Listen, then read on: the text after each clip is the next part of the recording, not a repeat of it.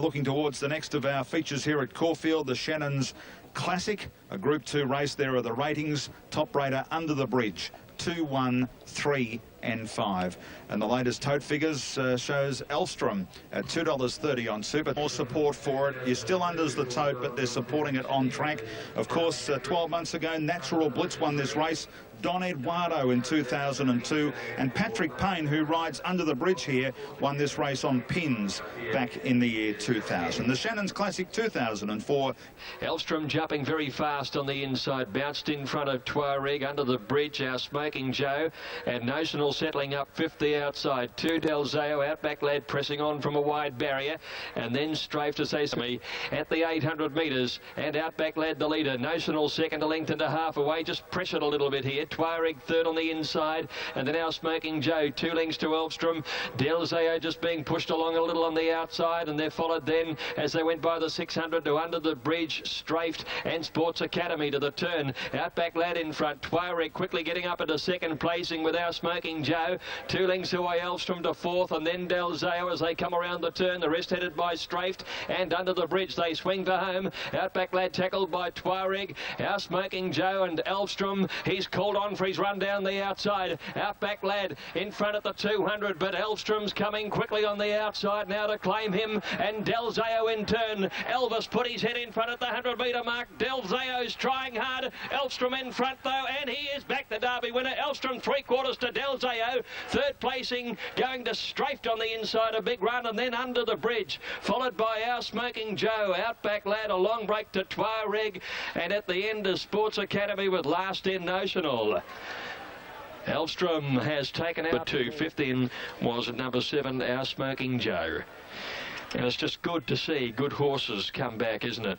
And that was the win of a good horse. I'm sure it'll be very competitive, Alf. It's hard to say, be too confident going in against Lonhro. But, you know, with a nice weight drop, I think they only carry 53 of the 3-year-olds in the Australian Cup. He'd be competitive in it. With where we're headed to, being the AJC Derby, his next start, you only have 2 options, the Canterbury Guineas or the Australian Cup. I'm just a bit concerned about running him around a little tight circuit like Canterbury over 1900 at his first run in Sydney. He does like Flemington Elstrom. It was a good effort, the $2.80 favourite to win there. Damien Oliver gave him a lovely ride in the race. Del Zeo and Strafed did well. Del Zeo particularly, he looked like a threat in the straight, but it didn't come to fruition. I thought this horse was struggling a little bit in his first couple of runs, and I think he's sort of met... well, he's improved. There's no doubt about it. The last 2 runs have improved him, and this horse is now hitting his straps. Brother Lee describes these horses as rubbish, but I don't personally agree with that. I think he's a pretty fair horse. What do you think, boys? Yeah, there's no question about that. Look, he's the real deal, and I think what we've been expecting is him to do a little bit more in the early part of his preparation. He's now getting to a... In fact, also, that was the first time he's had what you would consider a good run in the race. I also like the run of Under the Bridge. He's the horse that can go to the AJC Derby because he will get the 2,500 metres without any trouble at all. And Del Zeo, blinkers on next time. I think he needs them. Yeah, they will put blinkers on Del Zeo. It was a very promising run by Del Zeo, and he'll head up to Sydney now for the Derby. The thing about him, though... Here for the Group 1 Futurity, but here are the ratings. 5 on top, Reset ahead of 4, 2 and 1. The latest for the win pool only.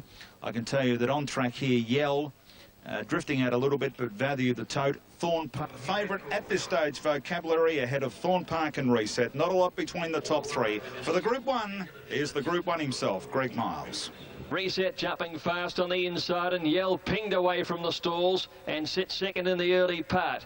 As they go through the first 200, Thorn Park moves to a third, about a length away, and then Vocabulary's last. Reset comes towards the 600 metres. He's 3/4 clear. Yell second, Vocabulary pocketed on the inside, then Thorn Park, and a length to Roman Arch. Reset's had it his own way. Half to 3/4 clear. Yell second, Vocabulary third. Thorn Park next. They're sprinting up now, and he's stringing the field a bit now. now. Reset kicking away around the home turn. The 3-year-old's going for home with blistering pace. He put 2 lengths on Yell. Thorn Park to the outside will really need to lift here. Reset at the 200 has about 3 lengths on Yell. Thorn Park Vocabulary to the inside, but the little youngster Reset roll back to the inside, still with a good lead on them. Reset in front. Vocabulary can't get there. Reset unbeaten still. Reset beat Vocabulary. Yell third. Thorn Park fourth, and Roman Arch 5 lengths away.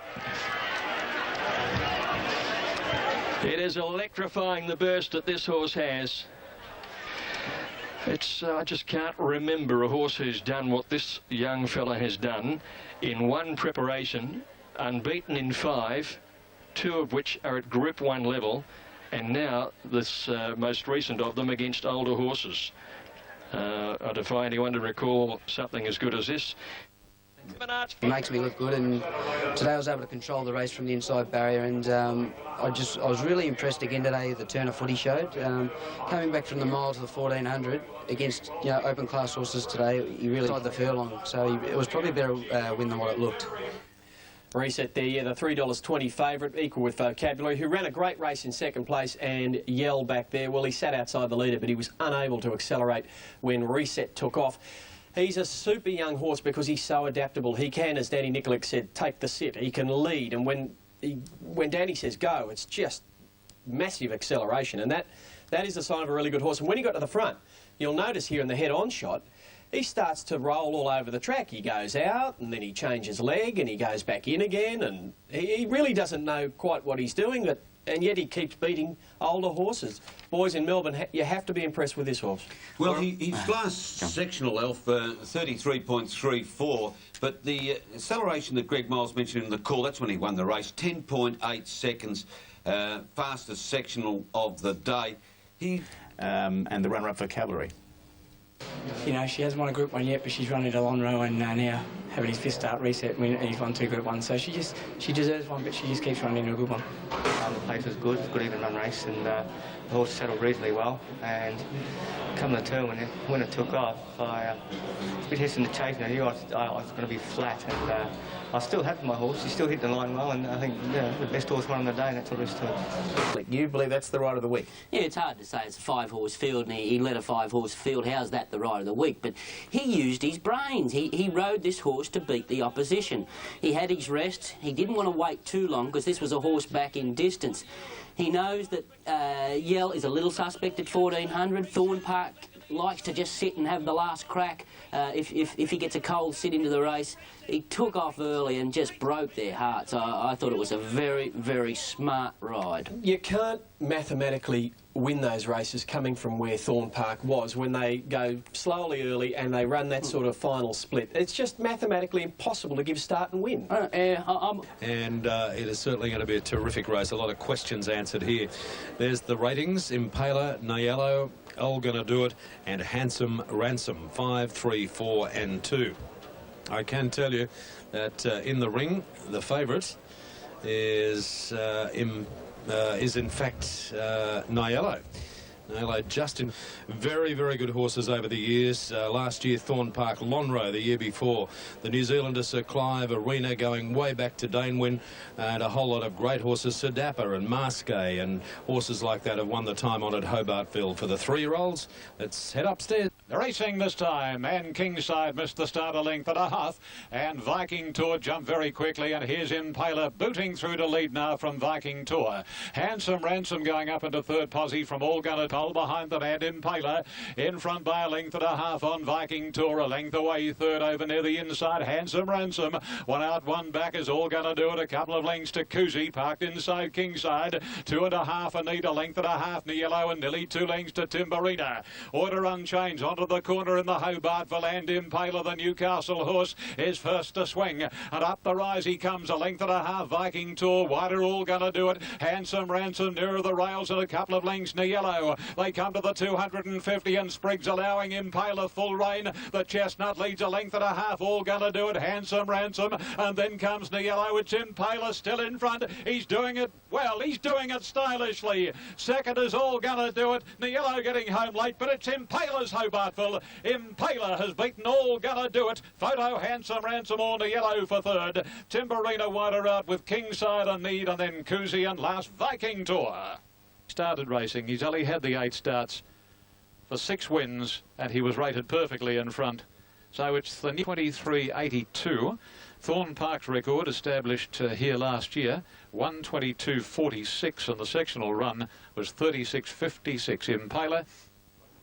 Lead today, if they left him alone, he'd always run a strong 1400 out, which he did. What happens next year? In about 6 weeks, I think. I might run him in that, then he'll go for a spell.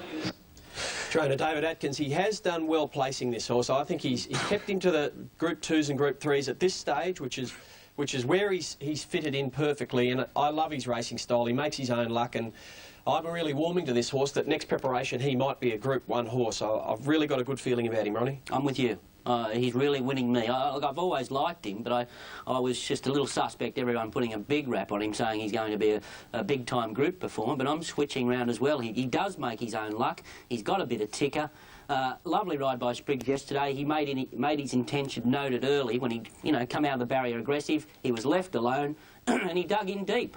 All going to do it was a return to form.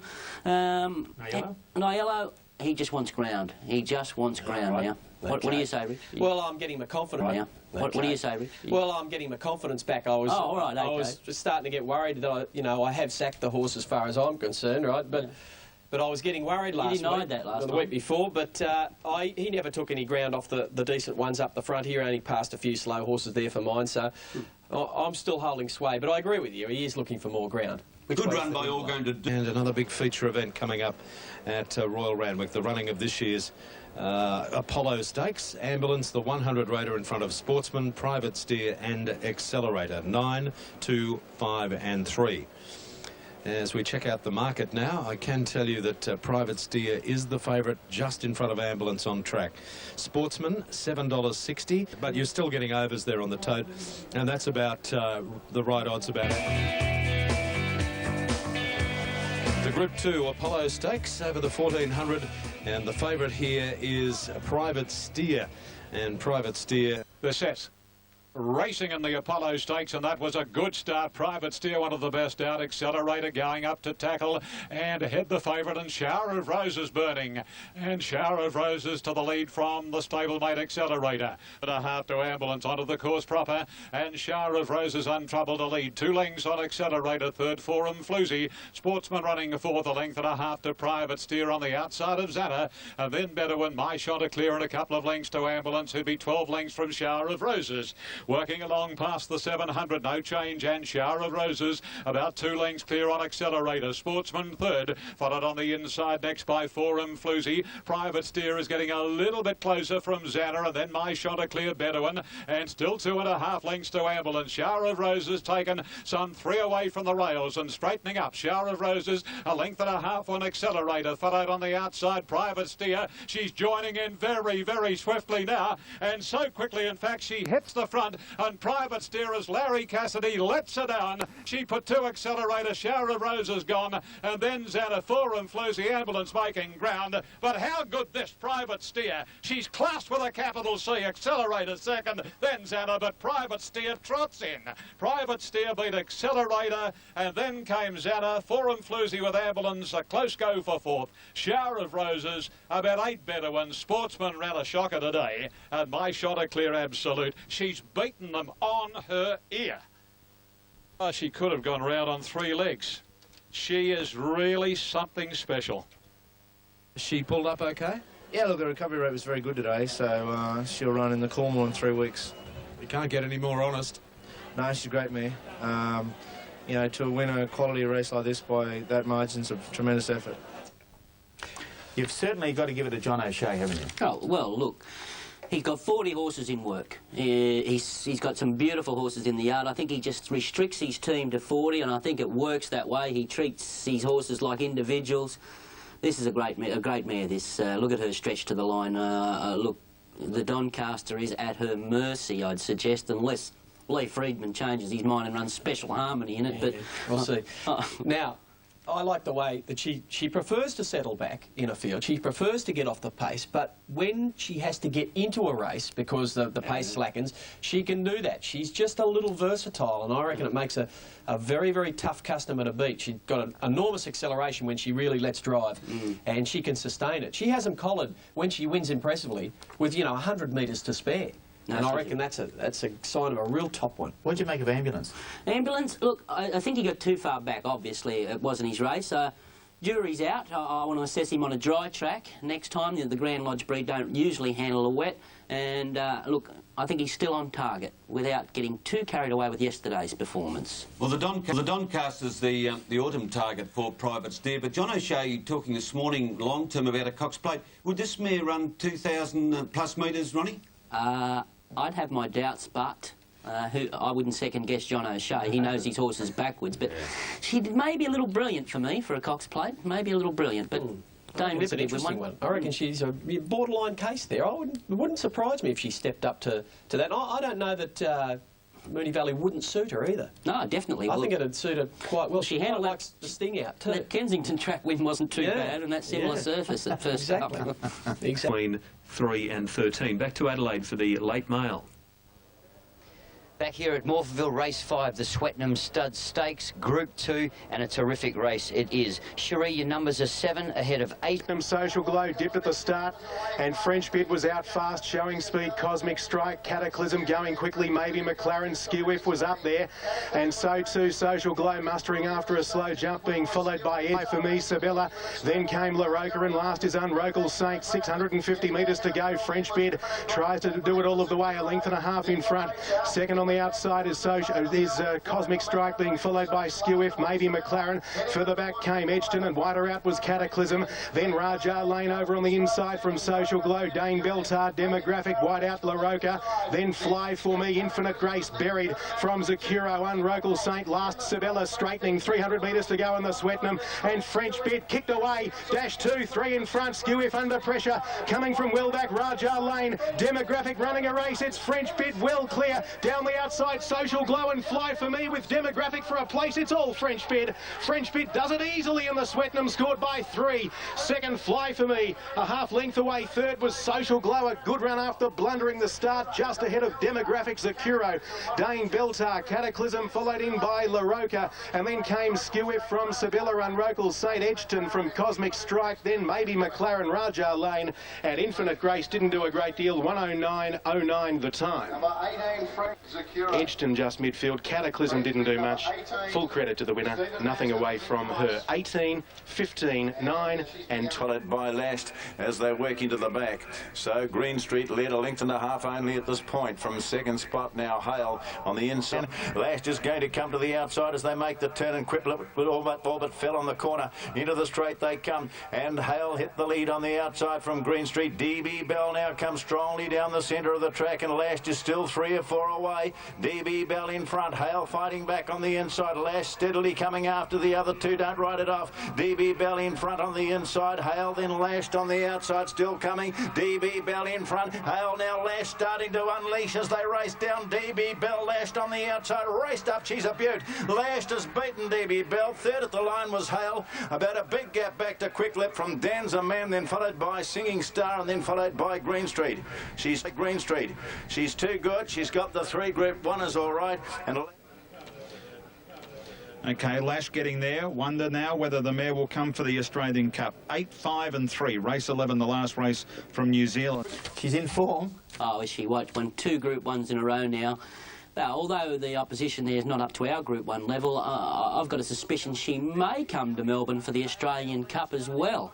She had a hard preparation, and that was a pretty gut-busting run on it. Looks a very, very heavy track, but she's in great form. I think your suspicion's well-founded, Ron, because there will be a meeting on Tuesday with Graham Rogerson and Sir Patrick Hogan, or Hogs as I know him, to make the decision on whether Lash will come here for the Australian Cup. They say she's in career best form, and I think they might come. But it's amazing, though. We keep sort of baking everybody about our tracks. That didn't look that flash. I wonder if Lloyd's got a spare box in Melbourne for Lash. They have to consult, don't they, to see if... He used to own Lash, you know that, don't you? Yes. No, he did not. He sold it. He sold it. Mm. Ew. He's a good seller, Lloyd. Yeah, good seller. He likes to sell. Oh, well. He's also... Just not Group 1 winners. Morning, Lloyd. He's a smart man, our Lloyd. OK, now let's move Go on. with Depend here. I think you'll be right on the pace. He's the fit horse. 2 to win from 8-1-7. Back to Alan for the call of that race in a moment. The first 4 on the previous at Warwick Farm, 6, 8, 2 and 1, $6,406. And they were a little bit disappointing. They might have been over the top, but mate, just on the inside where I was, it seemed to race very nicely, and especially when you watch the video form, I think the inner's definitely the best. I don't know about the penetrometer breeding, but the way they raced in the 2-year-old race, I definitely think the inside's the best. Corey Brown, before he jumped aboard, Exceed and Excel for the Newmarket coming up. The first 4 on... From my preview this morning, I went for Brief Embrace based on the fact I thought it would get the right run down towards the inside, hence staying with my selection, and I think it will get a good... Racing and Exceed and Excel out of 9 began well, and so did Blur and Our Egyptian Rain. They're all going to go to the flat side. Galapagos Girl had got away well. Naden was away quickly, and so was Reactive. And Regimental Gal is just off the pace. Exceed and Excel, the 3-year-old, scorched over the field, and after 250 metres is against the rails and in front. Regimental Gal moved up into 2nd placing, and Naden right behind the leader, followed by Reactive. Impaler's a little wider out in 5th placing, trailed by Blur. Just behind these is Our Egyptian Rain, and they're trailed by Brief Embrace. They're trailed then by Scaredy Cat. Wider out is Victory Vane, and Grand Army is very wide. Debrief a good way back along the fence, followed by True Glow, Galapagos Girl and Titanic Jack, one of the last. Exceed and Excel at the 400 by about a length and a half to Regimental Gal 2nd, Naden behind them, and they were followed then by Reactive. Our Egyptian Rain starting to run on fairly, and then Blur, followed by True Glow. Exceed and Excel, he kicked away out by 3 lengths with 150 metres to go now from Regimental Gal, and then Naden, Scaredy Cat on the inside. Exceed and Excel in front. Regimental Gal, Titanic Jack are flying, but the 3-year-old wins it. Exceed and Excel first. Brilliant speed to beat Titanic Jack or Regimental Gal, and then Naden, True Glow, and back behind them Scaredy Cat, followed by Reactive, and then came Blur. Our Egyptian Rain, and behind these to finish in the race was Brief Embrace, and she was followed further back by Debrief, Impaler, Grand Army, Victory Vane and Galapagos Girl. Straight to the lead, straight to the rails, and he hit the accelerator button with about 250 metres to go. Corey Brown, and Exceed and Excel broke the field apart. Wonderful display of acceleration by the 3-year-old Exceed and Excel. A Newmarket handicap with 55 kilos, the same weight that General Nadim scored with a few years ago. Placid Arc carried that weight. Only Scalacci in recent times, who won with 55.5, has carried more than Exceed and Excel to win. And now the world stage awaits. On to Dubai and beyond that in the hoof prints of Schwazier in England. Number Regimental Gal, Quinella $21.50, the exacta $39, the trifecta $200.80. Were you ever concerned in running? About the 25 I was. The post seemed to be getting further and further away, but I'm not sure what it was. I haven't watched the replay, but I seen something coming at me at about the 400, 350, and I couldn't hold on any longer. I had to let him down, but he surprised me when I let him down. He ripped up quite sharply, and I thought, oh no, I've gone too early on him, but to his credit, he boxed on really good and pulled out the big guns. And Tim, is the world his oyster? I think so. He's exceptionally fast, and he just breaks from the middle stages, you know. Anything that goes with him will cut their own throat. He's certainly fast. There's no doubt about that. They ran 1:8.72 in that race yesterday. That's, I think, about a second outside the record. They didn't look to be going that hard early, but Exceed and Excel, the Danehill colt, just too strong for them. With Corey Brown in the saddle. Titanic Jack, well, I thought he was a little unlucky. He got bailed up and caught in traffic, maybe just for a fraction too long, and again third from Regimental Gal there. What do you think, Ronnie? Yeah, look, he's a super sprinter. He's just got high cruising speed. I'd suggest, even though they run fast time here, the first 400 metres, he got a complete rest, this horse. No pressure at all. You know, you got horses to brief and like that, pulling in the first 400 metres. Then he accelerated the last 800, left the back markers no chance at all. I feel Titanic Jack was unlucky. If you want to pick at it, you know, he got held up for 50 metres there. The filly was game. She was gallant, regimental gal. She took the field up to him. Geez, there was a few flops in the race. Grand Armee's better than that. Keith, any excuses for some of them like Victory Vane and Grand Armee and Impaler? Yeah, you can throw our Egyptian Rain into the mix there too. Graham Begg saying that the mare just raced flat one of those days. She'll back up in the Australian Stakes. Victory Vane, head home to Sydney tomorrow. Next start, Coolmore Classic, needs more ground. There weren't excuses for some of those you mentioned, but everything belonged to this horse, Exceed and Excel. He's the first 3-year-old to win since General Nadim in '98. He's now earned a trip onto the world stage. He was ridden by a jockey who was limping and on crutches 4 days ago, limping to and from the presentation yesterday, and owned by a millionaire, Nick Moratis. He's been there with might and power, but yesterday he was so emotional he literally couldn't speak. Yeah, terrific race. Just the first 100 metres was a bit slow away, and it got him behind a wall of horses, but the horse ran terrific at himself. It would have been nice to get a bit of cover, but as it turned out, she couldn't get it. She raced nicely off Exceed and Excel, and he's just too good on the day. He ran super today. He's again a little bit slow away, but he was able to use his barrier and kick up and landing behind the leader. Just probably come to the end of his run the last 50. Just about a half mile, my horse dipped real bad. I thought it actually broke down, but then he picked himself up and got travelling again. So I sort of lost a length or two there, but I was real happy with his run. She never travelled all the way. I was just laying on her neck, trying to kid to her to get her on the bit, but just the tempo of the race didn't suit her, and she just didn't run on. Tell you another good run in the race too was True Glow, Lee's horse. True Glow and Scaredy Cat did run on quite well in the race, and there'll be races in those two horses very soon. So I think you can follow those two. Now, it's been very hard to make ground on dirt, but talking last year, Schwarzer in the Newmarket finished 6th. Exceed and Excel won. At this stage, I reckon that Exceed and Excel is going better at this stage than Schwarzer was in his preparation before he took all before him in England. So he's going on there, and already England are saying he's the horse to beat in the Golden Jubilee. I think the fact is, if he travels well, he'll beat him. Special Harmony is all the rage in the Cooney, very short of the $1.30. There is not another horse on track at single figure odds, and that to come in, let's join Darren McCauley. Corey Farrell. Markets through TAB fixed odds. The Cooney Stakes 2004, a prestigious race here. Let's go to Greg Miles for racer. Racing now.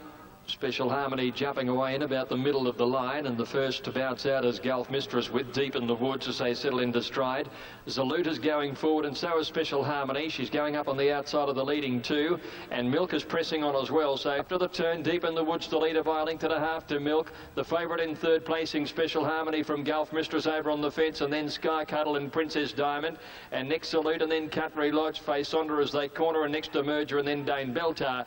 Oliver Rees is out 3 wide on the favourite. We're Deep in the Woods at the 400 is tackled by Milk, and now Special Harmony joins and heads the pair of them. Sky Cuddle coming with the run on the outside, and back behind them Princess Diamond, and then Gulf Mistress, but at the 200 metre mark now, and Special Harmony shaken up, given a cut with the whip. She leads by about 2. Sky Cuddle racing gamely, Country Lodge from well back, but Special Harmony is too good for the fillies, and she might be too good for the colts too. Special Harmony easily over either Country Lodge or Sky Cuddle. Photo for the miners, and then Demerger and Deep in the Woods, and behind them to finish in the race was Dane Beltar, Princess Diamond and Zalut in a line, and then Milk, and behind these is Face Onder and Gulf Mistress last in. She's just so dominant in this age and gender. She stands head and shoulders above her opposition. Now a $1.4 million stakes earner for a $95,000 buy at the Gold Coast. And Lee Friedman, and be interesting to see what happens next. Country Lodge. Photo for the miners. This present time in her life, she's better than the filly she's racing, and you know, while she's running in set weight races like this, she's always going to beat them. Already won Group 1 VRC Oaks. Do you look to something perhaps a little better? Well, that's all right, but I mean, there's two options. You either go the Derby Trail in Sydney, which is difficult. There's only been a couple of fillies been able to do it, Research and Rose of Kingston, and to my knowledge in recent times. I haven't won an AJC Oaks. It's one of the few races I haven't won, so that's in my mind too. I'd like to win that. There you go, every chance that she will win at Special Harmony. I'm tipping that he'll go the Oaks path. I know Lee pretty well. He'll take the percentages. He'll play the percentages. Country Lodge and Sky Cuddle headed the rest. They were in a different race. If that filly hadn't been eased down over the last 20 metres, I think it's fair to say the further they went, the further she would have beaten them. And she's classes above the filly she's meeting at the moment. But I think he'll keep it to the fillies. What did you make of it, boys? Well, I'll tell you what, I don't think you know Lee Friedman very well at all. The Derby's worth 3 times as much as the Oaks. This is a money game. Lee is on record as saying, well, a word he regrets using, I think, that the colts are rubbish. But he believes this is the best 3-year-old in Australia, and this is the year for her to tackle the Derby. And I'm prepared to have a... Look, I know there was $1 million side wager offered overnight or yesterday, Richard, but I'll have a shilling on the side that with you, that this filly Special Harmony runs in the Derby. And I think also, guys, it was clearly indicated yesterday that Country Lodge is the second best filly down here at the moment. No luck last time. Didn't have the perfect run yesterday, but still managed to get home and run second. But when you go through the sectionals, at least you saw the real Special Harmony today. Sure, I accept the fact that she may have improved fitness-wise to some degree, going to the 1600 for the second attempt this prep. However, good speed on, it shows quality when they can run. I mean, it ran a quicker 400, the last 400, than what Exceed and Excel did. Terrific. Can take up a position. Charge Forward, of course, a lot of interest in his run. He hasn't raced since that brilliant victory in the Breeders' Plate. So all in all, very, very interesting Group 3 Kindergarten Stakes as we take you now to Ian Craig. They're off in the kindergarten. Charge Forward blundered out of the stalls, picked himself up reasonably quickly, back to last Conrod Straight. Crimson Rain narrowly from Segments, who's over Raisin Rain. A half length on Segments, 2 away third is Esther, reefing for Rain on her outside, commands nothing. A length and a half Conrod Straight on the inside of Charge Forward. They travel along in pairs, the half dozen, as they come down to the 450, and Crimson Rain narrowly clear on Segments. Third commands nothing on the outside of Esther, followed by Charge Forward to the outside. And 2 lengths further back is the Ruffy Conrod Straight. They're on the swing, and Crimson Rain narrowly over Segments, commands nothing, and Charge Forward is putting in his claim now. They come to the 220. Segments got to Crimson Rain. Charge Forward on the outside, battling on tenaciously. Segments, Crimson Rain fighting back along the rail, then Charge Forward. Segments, Crimson Rain. Crimson Rain is pulling out sufficient. She'll win it. Crimson Rain narrowly, Segments, Charge Forward. Magnificent run for third after the incident at the start, and then came Esther, commands nothing, and absolute in the field was Conrod Straight. Basically ran first and second from the time they hit the ground, but Charge Forward's run was absolutely super. Don't know what happened to him when the stalls opened, but he blundered. Red Ransom from Crimson Road. Bruce McLaughlin for the Torreyburn Stud Syndicate. 2 starts, 2 wins. And she beats Segments. Oh, she's a big, gross filly. She's not glowing in the coat yet. I think there's a lot of improvement in her, and Chris Muntz has got a big decision to make. He's got this filly to ride next time. He's got Dance Hero, and don't forget Wager, who was very, very competitive in the Blue Diamond. So he's got a few decisions to make there. Segments did a good job. The third horse stumbled at the start, made a long, sustained run. There was a lot of merit in that performance. And he resumed without a trial. Yeah, I think I was impressed with the winner. I think she's really right there with the top 2-year-olds. And Charge Forward, I was impressed. I think he is a good colt and it will improve. I wasn't doing cartwheels over the effort, but he just knocked up. Hell, he did. He was going to go past them here, but just here, I think his run peaked, and the other 2 fillies just got further in front of him, I think, at about this stage. So yes, this morning's update, Richard, is that Bruce McLaughlin said Crimson Rain will have a next start in the Riesling Stakes, and he said bring on a Lingy. I've got to meet her sometime. Well, he'll get his bum spanked when they do. Charge Forward will have the traditional Golden Slipper leader, the Todman Stakes, and command. The Warwick Farm ratings on the Group 1 Chipping Norton Stakes on a slow track.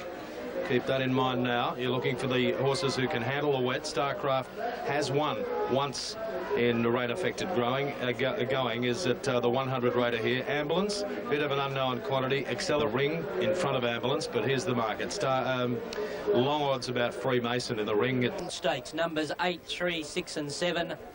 Well, this is the horse with the slow track form on the board, Starcraft. Remember him winning the Debonair brilliantly out wide there on a slow track at Flemington. Look, there's not much wet track form to go on here, so you've got to keep coming back to this 3-year-old. The only negative... Racing in the Chipping Norton, and on the inside Gentle Genius out pretty well, but it's going to be Prime Century leading early from Platinum Scissors, Muthia, Gentle Genius. Accelerator trotted out very wide over the 1400 crossing. Ambulance inside Starcraft, about 4 lengths Terrific Tour, and going along to the halfway at the 800, and Platinum Scissors shows the way. Accelerator sitting second, Muthia third, then Gentle Genius, followed by Prime Century. A little wider out as the heavily back favourite Starcraft, and then Freemason over on the inside of Ambulance, and Absolute is Terrific Taurus. They work their way along past the 600 marker. Platinum Scissors quickens up, Accelerator second. Here's Starcraft making a move. Over on the inside is Gentle Genius, followed by Prime Century. Ambulance on the extreme outside. Freemason, Muthia, and 2 lengths Terrific Taurus. Gentle Genius close to the inside, hits the front of the Chipping Norton as they're homeward bound. Starcraft wider out to second. Accelerator, Platinum Scissors, and then Ambulance. They reach the 200. Gentle Genius taken on by Starcraft, and the Gold Coast Colt raced up to Gentle Genius, put paid to him, and then comes Ambulance late. Starcraft is the leader, safely holding Ambulance, and Starcraft wins the Chipping Norton from Ambulance and Gentle Genius, and then Freemason in company with Accelerator, Terrific Taurus, Platinum Scissors, Prime Century, and Muthia brought up the rear. He was too good. Craft, we've seen that horse in Melbourne recently, and it's done it again going up there. Of course, lost the Cadbury Guineas behind Reset, but the form lines have really stuck up. Ambulance finished off really good for second out wide. Gentle Genius holding okay on the inside. 8-7. Now in Group 1 category, Starcraft. Talk more on that shortly. Hello, Richard Freedman. Good morning, Graham. Good morning, everyone. I thought they were the highlights too. I mean, 2 3-year-olds. One is the best sprinter in this country, I believe, and the other one is potentially the best middle distance horse. I think it's fantastic, and I noticed that the owner of Starcraft has issued a challenge to Lloyd Williams. He says he'll put up $1 million if Lloyd puts up $1 million, and they'll have a match race between Starcraft and Lloyd's top class, top quality horse in, what's his name? Reset. Reset, that's right. Reset. Very good horse. In fact, I think they are the 2 most promising horses in the country at the moment. Definitely. Terrific Taurus. I've been in the business 2.5 years. I've bought a lot of horses, not as many as Lloyd Williams, and I'm lucky enough to get a really good horse. Better than I ever could have expected. We don't have any plans. We might give him a break and we might take him overseas. He's a long striding horse, not very suited to this sort of a track today. And we think we'd like to race him on European, softish ground and over a mile or something like that. Part owner Paul Macon is 5 from 10. Starcraft, the favourite over Ambulance, Gentle Genius by Soviet Star out of Flying Floozy. That would make you happy, Ron. Very happy, very happy. Half brother to Forum Floozy. Puts a bit of value on her, a Group 1 winner. He's the real thing, this horse.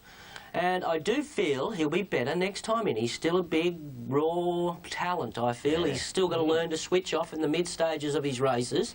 It's still all coming to him, but by gee, he looks the real thing. I don't know what next for him. He's done a bit of travelling now, and he's had a little bit of hard racing at the top level, but look, I'm sure the horse will tell the connections what to do the way he does over the next few days. And Ron, well documented that Ambulance doesn't really cope with soft conditions.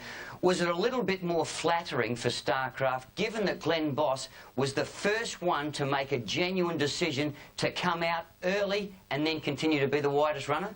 Look, you take nothing away from the winner, because Ambulance did get onto his back when he did make that move, and look, I feel they both had their chance, the first and second horses, and the best horse come out on top on the day in the conditions. OK, intentions for Starcraft now are to race on, and either the Ranvet or the Rosehill Guineas, either of those races will be his next start. And as for the $1 million match race challenge, Lloyd Williams said this morning that it would be unfair. Reset would win it too easily because he'd go straight to the front and Starcraft wouldn't be able to catch him. He reversed the challenge by saying, let's do it in the Craigley Stakes in the spring under race conditions, and we'll put up whatever you like, $250,000 or more towards charities for the hospital. So Lloyd bowing out of a match race, but Paul Macon's keen to go on with it. Paul wants a pacemakers, though.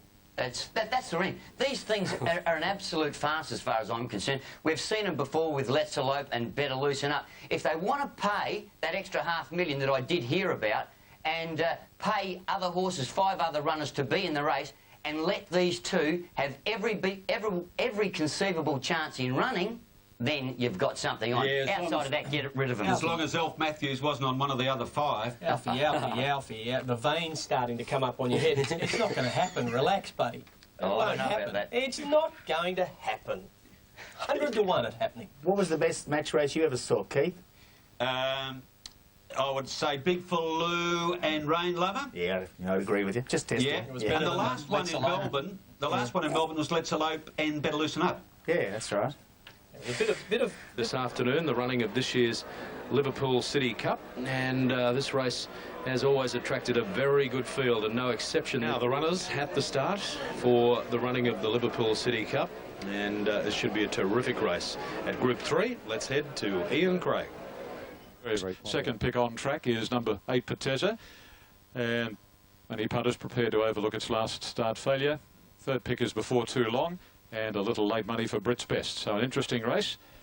And this event 12 months ago was won by Planchet. Rod Quinn beat Snowland and Moon Dragon.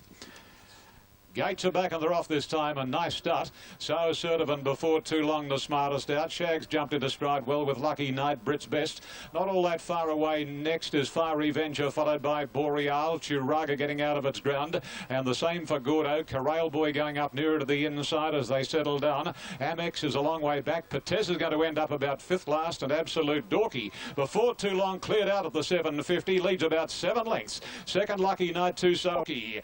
They work down towards the home corner, and Before Too Long leads by 6. Second is Lucky Night, third So Assertive, then Brit's Best. Patez's made ground, 2.5 to Shags, and Fiery Ventures dropped off as they round the corner, and bigger percentage of these are all coming out into the centre. Before Too Long, can it keep going? It's about 2.5. Here's Pateza bridging the gap quickly. Amex has come up with Corral Boy. Before Too Long's gone, and now Pateza's hit the front. Corral Boy and Amex from Brit's Best. It's Corral Boy and Pateza fighting it out. Corral Boy's got his neck in front and he'll win it. Corral Boy back to his best. Corral Boy beat Pateza, third Amex, and fourth Brit's Best. Shag So Assertive followed by Fiery Venture, and then came on the outside Boreal. Nearer to the inside was Gordo, and then Before Too Long gave up, had to, and the last 3 in were Dorky, Churaga and Lucky Night. Now the farrier has completed his assignment. Best. Shag So he hasn't carried 53 since he ran the Stradbroke that day 2 years ago. So, you know, on a wet track today, you know, the horses with the lightweight, they're always well performed. He's a very good jockey, Brad, and he's going exceptionally well at the moment, as Richard was just saying off camera. Purple patch for Brad. What did you make of the run of some of the favourites there, Pateza? Look, I think Glenn Boss will wish he had that ride over again. If I'm ever critical of Glenn, and it's hard to be critical of him because he's such a great rider, I think he's over-patient, but he panicked there. I know there was a little bit of scrimmaging, and Pateza's a horse with a 500-metre sprint. Maybe he thought the Before Too Long was out too far in front, and he wanted to get out chasing, but I think there was an excuse for Pateza here. Brad Pengilly, the ride of the day, the ride of the week, saved ground. There was nothing wrong with the inside section of the track, to my eye. The horses that drew 1 and 3, the 2 long shots, are the ones that saved the ground. And old Corral Boy, a big drop in weight, really suited him yesterday.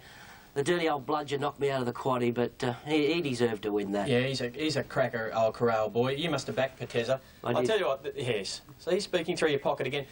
Well, I think you've got to forget a lot of the form behind a lot of these horses. A deteriorating track, a track that had a lot of water on it, was very shifty. There are a lot of horses that are going to improve out of this meeting, so I'd be careful about the form out of the whole meeting.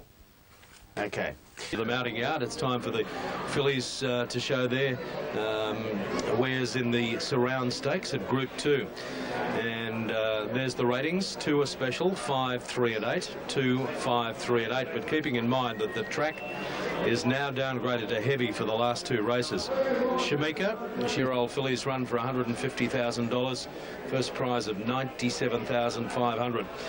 And, of course, Owner's Trophy too. And in an open race, the favourite in the ring is still Shamika, but just in front of Only Words. Not much. They're off in the surround, and they came away in a pretty good line. Crown Princess jumped out pretty well with Generosa. Niagara Falls got out very, very quickly. Crown Princess is up looking for the lead, and Shamika's not far away. And improving ground as they settle fully into stride there. On the inside was Only Words. Now, it's hard to sort them out, with Shamika just the leader from Only Words, focusing on Miss Ivy, and then comes Barber and La Nikita, and Cat Rain is absolute to the turn, 450 to go. Shamika leads Only Words. A length Niagara Falls, 2.5 further back is Focusing, followed by Extreme, the widest of all, and then Spur Sent, Crown Princess hinting, and Miss Ivy heads the others into the straight, and Only Words goes out after Shamika and put the neck in front, a length and a half to Extreme, coming home doggedly, and further back Niagara Falls and Miss Ivy. Only Words taken on by its stablemate Extreme. It's Only Words at Extreme. Only Words, Extreme. Only Words is pulling out plenty. Extreme won't get her. Only Words wins it from Extreme. A Hawks Quinella. Shamika third. Fourth was Niagara Falls, and then Focusing, Miss Ivy hitting Lilelsa, Spur Sent, La Nikita, Generosa, Crown Princess, Cat Rain, and Barberton brought up the rear. For start now. Big field here of 17 to run. This race carries. He's the way up, mate. I was pleased to see they handle the wet track too. That's an added bonus, but no, we'll really stake with the runs. 2 extra performances. Yep, certainly was, Peter. Only Words by In Sweep out of What Can I Say, Extreme and Shamika third. Very, very good filly, this. She's only lightly raced. In the middle stages, or just after the jump, in fact, Barberton got on the back of her and fired her up. She was just about to relax, and a horse got on the back of her and nearly fell, clipped her heels. So she got a little bit of fear there. I loved the way she dug in the last little bit, because Extreme was coming to pounce on her. There's no doubt about it. She's a top-flight filly, this, and Extreme just looking for that little bit further. She was unknown in the going, but her mother did beat Might and Power in a Warwick Stakes on a wet track, so she ran up to the genes there, there's no doubt about it. Shamika did a good job too. Yeah, first, it's always hard first up. Of course it is, on the heavy going and that. I thought she battled on really well. Extreme, there is a good race in Extreme somewhere, and it might be this autumn too. And I think she probably will go a little better on a firmer track. Even Niagara Falls battle back all right, 2 runs back. Niagara Falls, both runs this preparation have been excellent, but she is a little bit of a wet tracker. Yeah. And Busy today, it is unders the tote at $6. Stringent, near enough the mark. Zankel, it's been supported in the last 15 minutes, good solid support. You're very close on and off track, number 9, Zankel at about 440, and the rest of them are at double figure odds. So the favourite's going to start as Zankel here, Matt, number 9, 440 to tote. As I mentioned, some value picket fence, but really, apart from the favourite, there hasn't been anything supported. Matt, for the VRC Sires produce at Group 1 level. Those producers ready. Off. Kylie Kwong bombed the start down on the inside. Slow to move in his last. French Floy a touch slow. Luna Spur first out. Lands in front of Big Papa Pump, who is driving hard looking for the lead. Public Opinion settles down third. And barely a moment now fourth on the inside. Off the pace, and then Kylie Kwong as they came up the side. FedEx had gone back to amongst the tail enders with 800 metres left to go. And last is Dover Heights. Big Papa Pump has the lead. Luna Spur is second as they come to the turn. They're trailed by Public Opinion. Third on the outside in the pink sleeves, and they're trailed closely by Barely a Moment. Over on the inside is Picket Fence, and then came Zankel working into it wide, followed by Stringent and Tirade. Next as they swing the corner, FedEx, San Zero very wide. In the straight, Big Papa Pump the leader from Luna Spur. Picket Fence down the outside, Public Opinion. Zankel's coming with its run wider out at the 300 now, and Big Papa Pump is being tackled by the filly Luna Spur. Zankel, Public Opinion and Barely a Moment are putting in runs, and Kylie Kwong is running a huge race the inside. 150 left to go. Big Papa Pump has the lead narrowly. Coming hard, Barely a Moment. Barely a Moment down the middle of the course, grabs the lead and wins the Sires. Barely a Moment first. Close for the minors, Big Papa Pump or Kylie Kwong, which has been a big run. Next to finish in the race was Luna Spur, in company there with Tirade, Public Opinion and then Zankel, trailed by San Zero, and back behind those are FedEx being followed. Then at the head of the other horses was Stringent, who didn't finish his race off, and he was followed by French Ploy, and towards the end of the field, second last in fact, is Dover Heights, and Picket Fence last of all. Barely a Moment has taken out the Sires for Greek Childs, Tony McAvoy.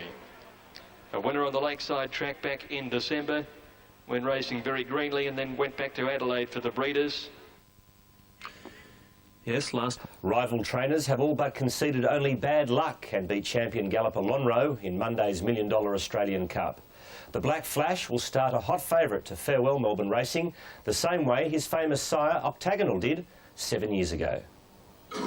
As they've been doing for much of Lonhro's magnificent 32-start career, rival trainers are still searching for ways to plot the champion's downfall. How can we beat him? He's a fantastic horse and he's going to be tough to beat, I mean, without a doubt. I mean, with a record like that, like he's got, you don't go in there lightly and expect to be able to beat him. No amount of effort from Roberta Maguire's mare Sound Action has been enough in 2 starts this campaign.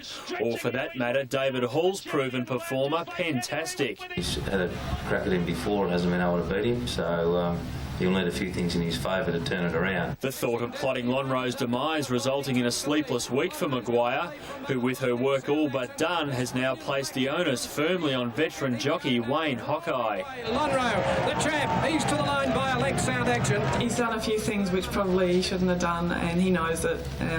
He's working exceptionally hard to try and keep his ride. The Hawk stable refusing to let an emotional build-up to what will be his final start in Melbourne hinder Lonhro's quest for a 10th Group 1 win.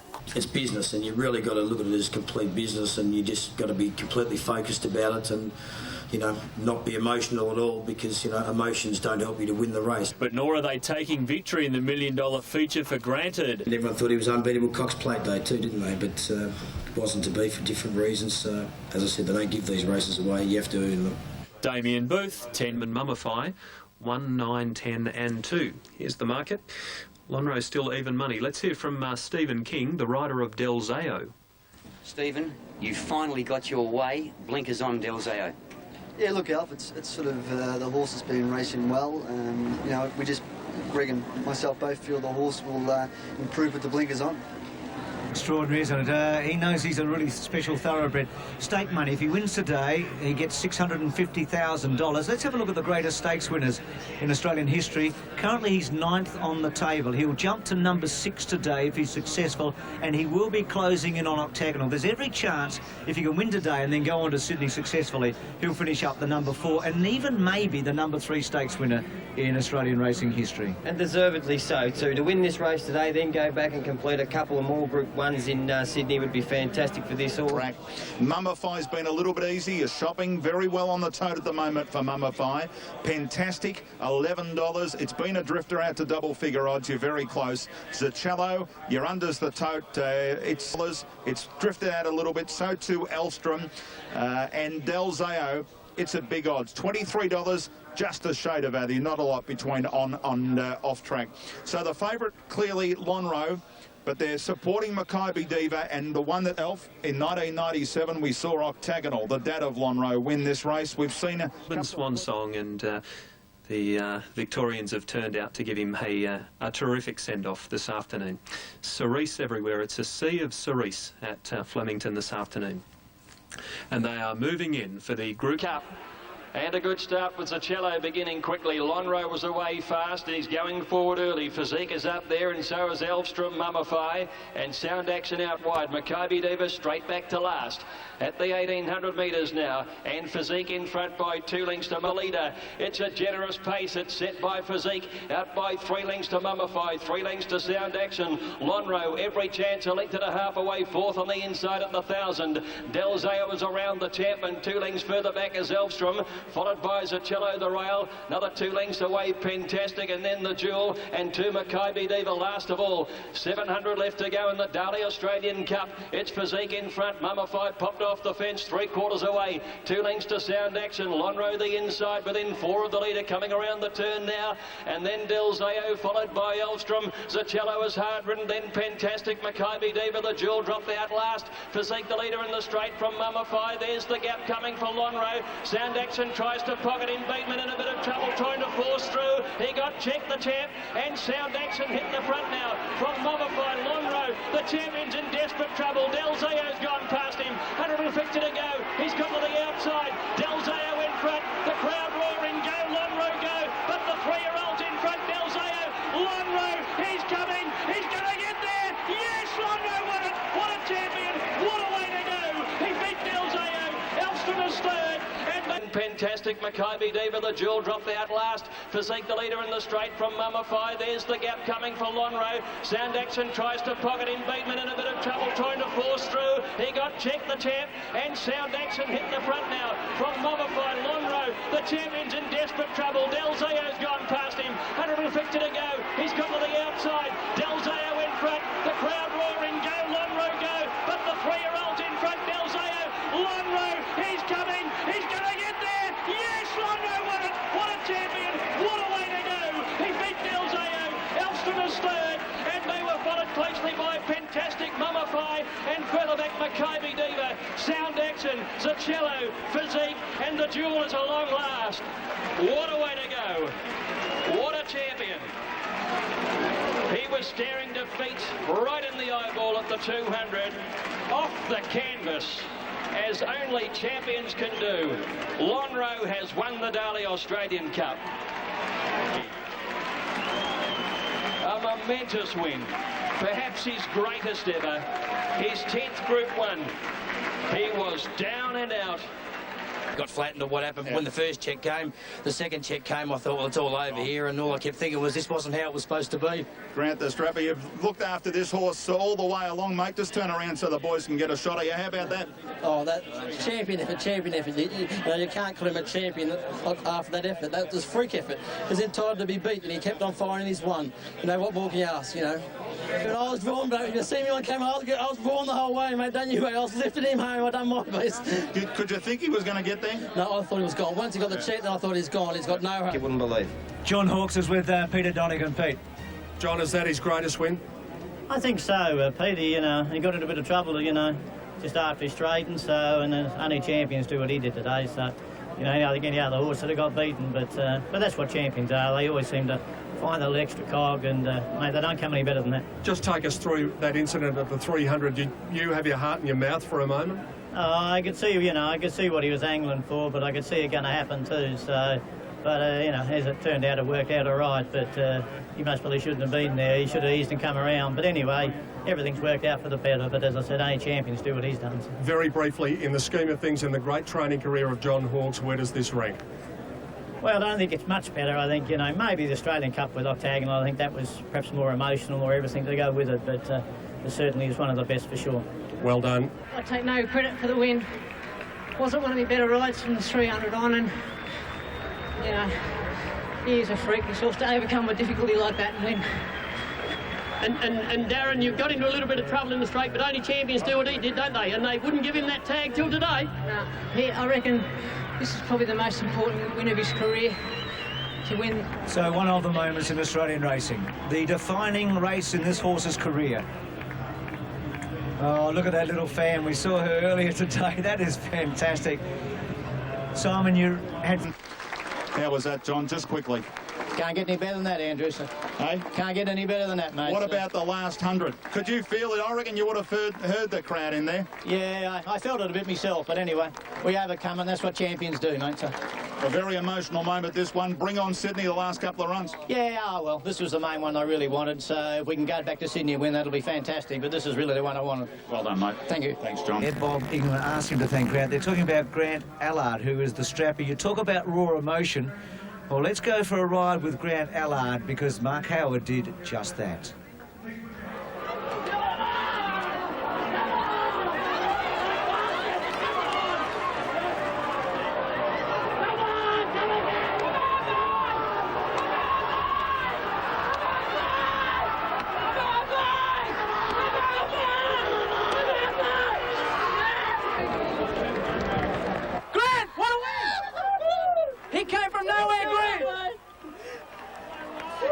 Superstar, mate. They cannot call him not a champion. They just knocked down and knocked down. He kept coming away as a champion. He looked going up the straight when he got hit.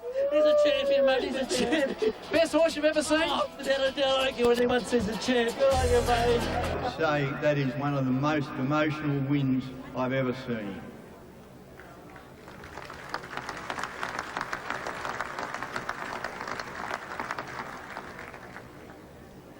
There are a lot of people I've got to thank, but that Lonro is now a champion. And all those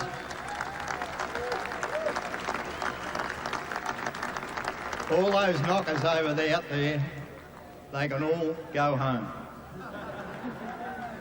Only win, and I thank Darren for all the effort he's put in, not just today, it's been over a long period of time. I'd also like to thank Mr. Bob Ingham and his family, and the late Mr. Jack Ingham, who's, excuse me for that, I'm sure he's down there watching upon us today. But I'd just like to thank Bob and all his family for what they've done for me since I actually went to Sydney. I don't think I've ridden in a lot of big races, and I've never felt pressure like that before, I've got to admit. If there's any critics out there that want to criticise a horse, criticise me. He's a champion, an absolute champion. To do what he did today, I've ridden some great horses, but to do what he did and at that critical point of the race, I probably rode him as confident as I could up to that point, but I had to take the chance, and the run was there, but he is a mighty horse. And my final words are, he is a champion. Amen. An insight into how they felt. I stood here and watched it with the bookmakers. It was the spookiest place on the course. It was the only place where there wasn't big cheers when he lifted himself off the canvas, Alan Iskander, much to the dismay of you and all of your colleagues. It was amazing. We looked like we had chances there, and in the run it was probably a 5-to-1 shot. But I mean, anyone who questioned whether Lonhro's a champion, I think the questions were answered today. It's champions people come to see, but champions are often the ones that just send you guys to the wall. That's exactly it. As I've mentioned previously, I mean, I take on Lonhro, I take on Sunline, and now after today I can add Lonhro to that, and they've cost me a fortune. You did give the $2 and a lot of your colleagues as well today. Did the punters really step in? Absolutely. They gave $2. It came back into $1.90, touched $2 again, and short again. But I mean, across Australia, that photo is probably millions of dollars difference for bookies. Yeah, we could be talking sort of $10 million around Australia, couldn't we, at least? Absolutely. I mean, there's no doubt about it. There was $1 million in one bet at $1.55. I mean, he's ended up costing himself 450 grand, but nonetheless, he wins on it. And I mean, you add up all the bookies around the country, and yeah, you're talking $10 million.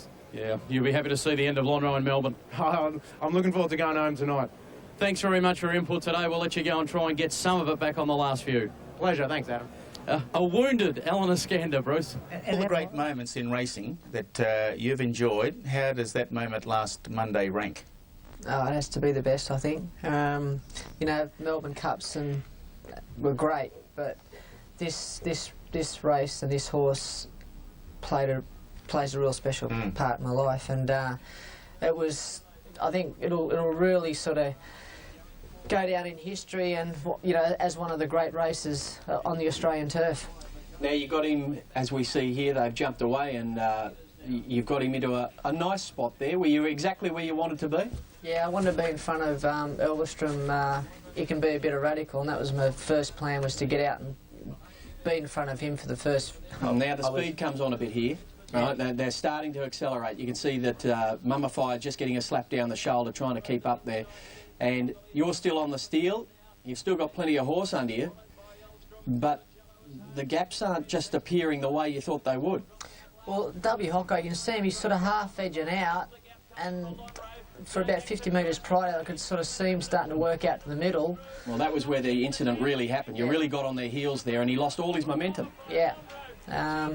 But once I got him to the outside, I thought, oh, here we go. It looks impossible, but I had great faith in the horse, and I know that what he can do, and the way he just reached, you could just really feel him stretching his neck to win. That was a sign of a champion. Darren, was it the fact that you didn't have enough time to pull the whip, or that you knew he was going to respond just with the hands and heels, because you only had, basically, when you got out and balanced up, maybe 140, 150 metres to get him going? Yeah. You figured it was just as good to go punching him hands and heels? Yeah, like, I think, you know, I've only really sort of crunched him a couple of times, this horse, you know, in his races, but he just gives everything, and I've ridden him hands and heels a lot of times, and he really fights, and I just thought, he's given me everything I've got. I've made a blue. Mate, I can't flog you. It's a well-balanced horse. Like, I've ridden over 20,000 races, and when they quickened at the 1,000, most horses that he's a freak to ride in a race. When Nash quickened up on physique, most horses, well, every horse that I've ridden, you've got to half encourage him to sort of quicken up. He's so intelligent, the horse. He just follows the horses and he picks up and goes himself. Like he judges the speed of the race himself. Funny thing, judge than you. Yeah, funny thing, you used to say the same thing about old Superimpose when you never had to ask him to go forward in a race. Yeah. He just knew when the time was right. Yeah, he just champion horses. Yeah, and they're so intelligent and they're reading the play as well as you. Yeah. Yep, it was just one of those races we'll always remember, and it was matched, in fairness, by Greg Miles' graphic call. It was just one hell of a call by Greg Miles. He's best ever. He really is something else, isn't he? All right, now... Murphy the same, was some specking for it, Windway. It's showing OK on the tote at the moment, some value there. Grey Song drifted today, unders the tote at 770. Tycoon Rilla, there's some value the tote if you fancy it. Number 1 supported, Matt, for the Group 2 Blamey is number 5, Gold Wells.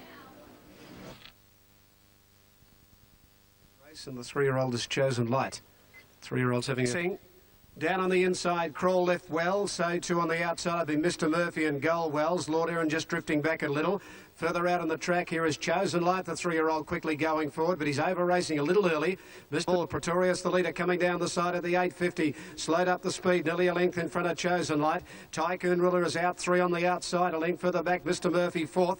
5th outside at Gold Wells, a length further back. Sweet Corn, a length into Crawl, followed by Lord Erin and 2 to Grey Song. At the 600-metre mark, coming around the home turn, and out in the middle, it's Pretorius in front. They've got off the fence now on the outside of a Chosen Light. Back on the inside, Mr. Murphy can come through. Gold Wells just off them, and down the outside, Tycoon Ruler. Further back then, Sweet Corn and Crawler switching course. The run comes for Gold Wells in the middle. He picks up and goes to Pretorius. Chosen Light on the outside, and Mr. Murphy and Crawl back near the inside. It's Gold Wells out in the middle, getting his head in front of Pretorius. Here's Grey Song from a long way back, weaving through, and Lord Erin coming at them. Pretorius, Gold Wells, Mr. Murphy on the outside. Gold Wells, Pretorius and Grey Song. Gold Wells has kicked again on the outside. Gold Wells out wide. Grey Song, Pretorius hit it in a great go with out wide and Lord Erin and close up Mr. Murphy. Great finish here to the Blamey. Then further back was Crawl, followed by Chosen Light, a gap into Sweet Corn, and Tycoon Ruler is last of all. Capital, number 10. There are no scratchings in the Bob Hoisted handicap. Damien said he half switched off, but he still did enough on the line to win. So he drops to 50 kilos in the Doncaster, and he's only going to get that chance once, so I'd say he'll definitely go. A jockey organised for the Doncaster? At the moment, Scott Seamer and Stephen Baxter are both one on the horse. They're both chances to ride the 50 kilos that he's got. So we'll probably offer it to both of those guys and let them sort it out. Yes, he did very well, Gold Wells. He's had a good preparation in Victoria this time in Danny O'Brien and Damien Oliver teaming up there. Lord Erin and Pretorius filling the placings in a blanket finish. But I have to say that I've got him rated a Group 2 or Group 3 horse, Gold Wells. I think he was perfectly placed here and he just got the job done. I don't know about the Doncaster. If he gets into the field, he'll get in with a lightweight. I can't see him winning it. The ride on Sweet Corn, who I think open favourite and then eased, was a stinking ride from Stephen Baxter. He just pratted her 3 deep the entire journey and she never got into the race. I thought the effort, once again, of old Grey Song was fantastic. Another 2 strides and the old fella wins. What about the ride? What do you think of the ride? On Grey Song? Well, I think he always has to be ridden like that. There's no other way to ride him. How else did you want to ride him? What, have him outside the leader? No, not at all, but I just would have thought from about the 550 coming into the race, what was wrong with going back toward the inside a little bit? I mean, from the 400 to the 200, he had 6 goes at reining that horse up. He the reins must have been slippery or something, but he spent an eternity trying to get the horse balanced, and then eventually when the horse did start to run on, he really didn't have a split. He had to go back towards the inside between Mr. Murphy and the leader, and I would imagine to say that he was probably a good thing beaten. Well, Grey Song is on target for the Sydney Cup, but in the end, the race was won by Gold Wells. 6 out of 6 wins from 10 starts. Now, you're probably right, Richard, with your assessment of the horse, but the Doncaster is a handicap. He's got only 50 kilos, and Danny O'Brien, his winning strike rate at Flemington since the start of the season is 40%. He's had 10 winners there. No other trainer is within half, is doing half as well as that. And Shadow, you did shave one off Ollie's tally at Flemington yesterday. He finished with 4. Oh, did he? Oh, gee, I am sorry. You know the trouble for right ahead of the Consul, Fastnet, Rock and Gator. It's very short on the Toad Dance Hero at $1.30. Econsul $6. And Graham joins us. Good evening to our Sky Channel audience and welcome to Canterbury on the first occasion of the Golden Slipper Festival of Racing for 2004, and a short price favourite to open the night in the Skyline for the 2-year-old Colts and Geldings. Number 1 Dance Hero $1.40 in New South Wales, $1.10, and number 4 Fastnet Rock is $5.30 and $1.90. Track upgraded at 18 minutes past 5 from dead to good. The rail is true and fast on the tote. Starter goes to his stand, ready for the Skyline. They're off this time. Dance Hero jumped by clearly the fastest, and he settles down a length and a half. One small step. Fastnet Rock followed by... This is the order as they start the run along to the 600 marker, and Muntz has a good hold of the leader, Dance Hero. 3/4 the break on Fastnet Rock, who's sitting right at the quarters of the leader and Hot Pot. Third posse is One Small Step, followed by Gaze on Econsul inside, and Absolute is Spirit of Tara. They're in pairs, the 6 of them, repeating the late scratching of Gator, and 300 to travel as they round the bend, and Dance Hero, the long odds on favourite, just the leader. Fastnet Rock is giving him the race of his life, and they've put about 4 lengths on One Small Step at Econsul. Now Muntz gets desperate on Dance Hero, and the short price pick found a length. He's a length and a half on Fastnet Rock, and then Econsul, but Dance Hero, he's flat coming to the line, and he'll win it. Dance Hero from Fastnet Rock. Third was Econsul, and fourth One Small Step, followed by Gaze on, and Absolute was Spirit of Tara. The late scratching at 6:31, number 3 Gator. Yeah, can't take anything away from Dance Hero at $1.40. Fastnet Rock, and Econsul was third. It's got a future, Fastnet Rock, Darren. He has. It was a jog and a trot down the back, and in the home, he found it hard sort of sprinting off the corners. Dance Hero was just a little bit more nippier, and he'd probably done more work on Tuesday morning than he did there. In the race, Dance Hero, like he sprinted up pretty quick, and every time I put it to him, credit to him, he found. So, you know, he's obviously a very, very game horse, and Fastnet Rock just didn't quite have the brilliance. But visually, you would think that your horse would have been suited because it was just a sit and sprint race. But for him to try and sit and sprint with that horse, who is probably, you know, one of the 2 or 3 best 2-year-olds going around, really doesn't suit him. His last couple of starts, he's been ridden back off the pace and done it a bit tough and got to the line strongly. He'd probably be better off being back 2 or 3 lengths in a truer pace so he can get into the race later. Would you agree? Oh, without a doubt, yeah. And he's a real big sort of gangly type, so he's got to furnish that little bit more. So come 3-year-old time, he's more of a size champagne, my bloke. Yeah. He's one of the few chances I think can win the Golden Slipper, Dance Hero. Gee, he's a tough horse. He just keeps giving and giving and giving. Did you ever think you were ever going to get past him? I applied the blow pressure at the torch at the corner, thinking, well, he's got a fitness. My bloke probably is more forward. Yeah. And I thought he might fall to the last 50, but he was just too sharp. Darren, now at Canterbury, the 4th, it's Esther, a rating special ahead of Burning Sands, written by Tsar Sweet Ransom. And the market, as they get set at Toowoomba, $2.60 Esther, $7.50 Dancing Eagles, $5.90 written by... She's coming out of the Silver Slipper, caught off the track that day, but she hasn't taken any ill effect from that run. She looks nice and bright, ready for a good run. I'm keen on 3, though. We'll put 3 on top. Dancing Bridges from 6, 1 and 2. A little later, they're off this time. Sweet Ransom first to begin. Commencing pretty well on the outside. Dancing Bridges, Esther scouring through.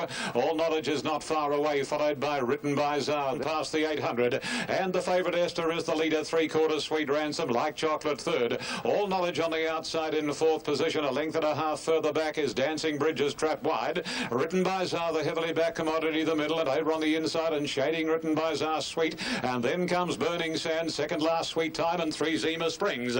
Down towards the 450 in the Sweet Embrace. And Little Esther shows the way. 3/4 of a length or a half length now. All Knowledge whipping up quickly, and between them is Sweet Ransom. Dancing Bridges right out off the track. Has been there from the word go from Like Chocolate, and plenty of room for Written by Zar, and Burning Sands is coming down the outer. Now, All Knowledge hits the front from Esther and Sweet Ransom, Written by Zar and Burning Sands. It's All Knowledge just the leader, but here's Burning Sands swallowing it up, and away goes Burning Sands to win easily. Burning Sands has won it from All Knowledge, Written by Zar, and over on the rail, Sweet Ransom, then Sweet Time, Esther, Like Chocolate, Zima Springs, Dancing Bridges in company with Sweet, with the last 2 home in the Sweet Embrace. Oh, Frank. Okay, now Canterbury, Burning Sands, these are interim. Jimmy Cassidy over All Knowledge and written by Czar. And trained by Graham Rogerson, defeating the roughie All Knowledge, written by Czar, was third, Michael. Yeah, it was a good win by the winner. You know, they sort of went along at a much quicker tempo than the Colts division earlier. The winner was a sitting shot. Didn't really find... the leader was a sitting shot. Didn't find that much. Jim just sat back 3 wide and charged down the outside. If any of those horses are going to win the Golden Slipper, they'll have to start at about race 2 because they got no hope. Yeah, I've rated them B graders. How did you rate them, Darren? B plus. B plus. So actually, the filly... Yeah. Okay. They're the B graders, I think. No, with no disrespect to them, but nice to win races, but they're not going to win the Golden Slipper, any of them. Now for the 6th event, the Sky Ratings brought to you by Arrowfield for the Guineas. Keep the Faith is the top rate ahead of Niello, Sumai and Timberina, number 10. Let's have a look at the tote. Kuzi, big odds, Niello 350, Keep the Faith, $2. Very short on Super Tab and Unitab, isn't it? Sumai with My Chinese King, Timberina well in commission, deputy here, and up to the Group 1 Canterbury Guineas. Keep the Faith, Patrick Payne is $1.90, Niello $3.90, Darren Beedman, Timberina, she's $6.70, and Sumai $8, and El Jamil. They're racing.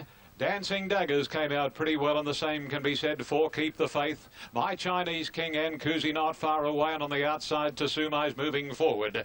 Racing down towards the 100 on the first occasion, and Tsumai and Keep the Faith are the joint leaders from My Chinese King. The centre is Sadler's Song, and then comes Sling Me Some, 2 lengths away, and a length and a half to Niello, spotting Tsumai, a huge start.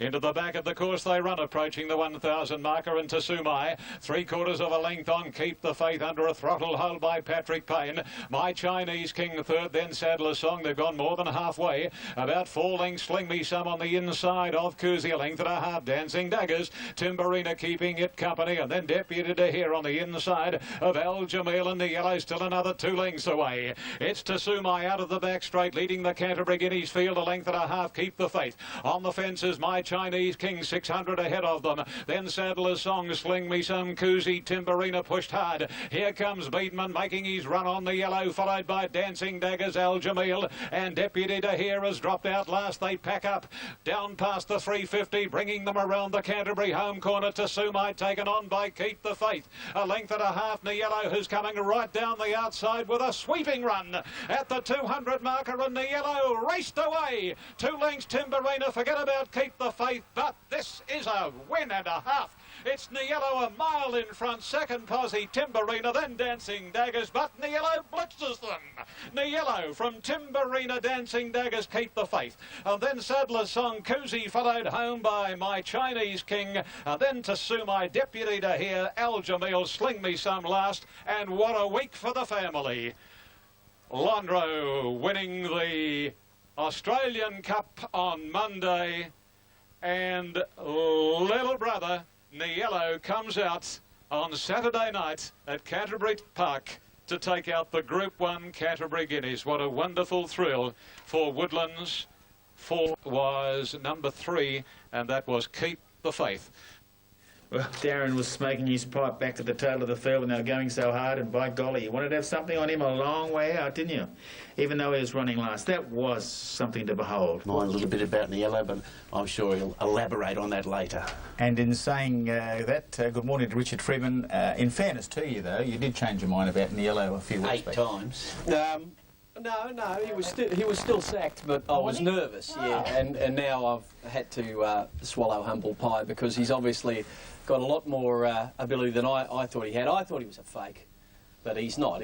But I'm being done in by John Hawkes, right? He's had him cherry right for 2 of the weakest Group 1 races you'll ever find. But nevertheless, any horse that can win 2 Group 1s as a 3-year-old is well above average. Isn't that his job? Of course it's his job. Right. Okay. It's not his job to embarrass me. It's not too hard. Well, here it is. Niello, Octagonal, Sade, defeating Timberina, Dancing Daggers, $4.20, and the unplaced favourite was Keep the Faith. Darren, it would appear as though you would have been giggling a long way out with that fast pace.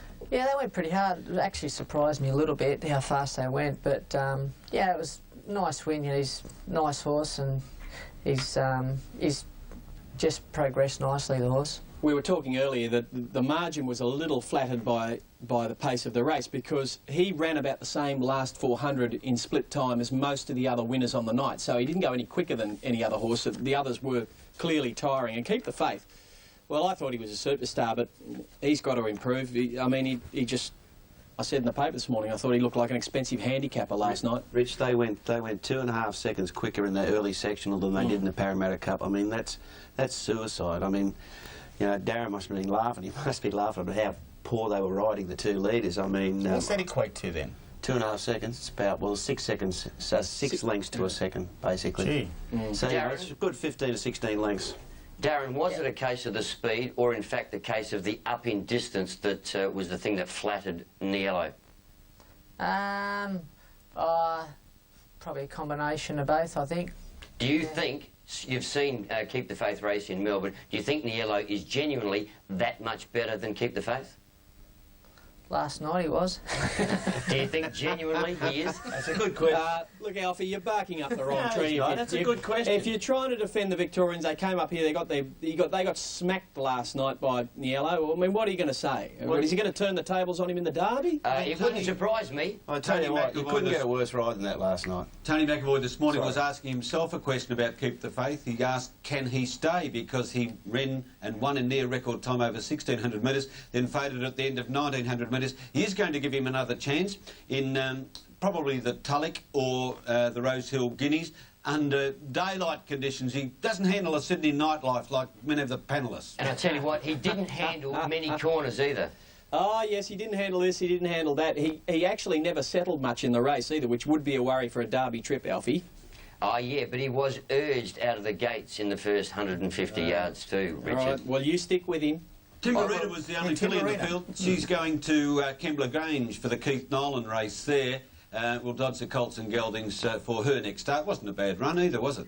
It was a good run, and may yet add weight to the theory that Special Harmony is better than all the Colts, which I thought I was sceptical about, but I'm starting to warm to the fact that she just might be. Geez, you're a good switch header. Oh, good on you. Oh, right. Newmarket Handicap, our feature event, goes in around 12 minutes from now. We also hedge the ratings, and $7.10 is a very good price. So 8 Caribou is a rating special, over 5 Corral Boy, 10 Nips and 13 Mantario.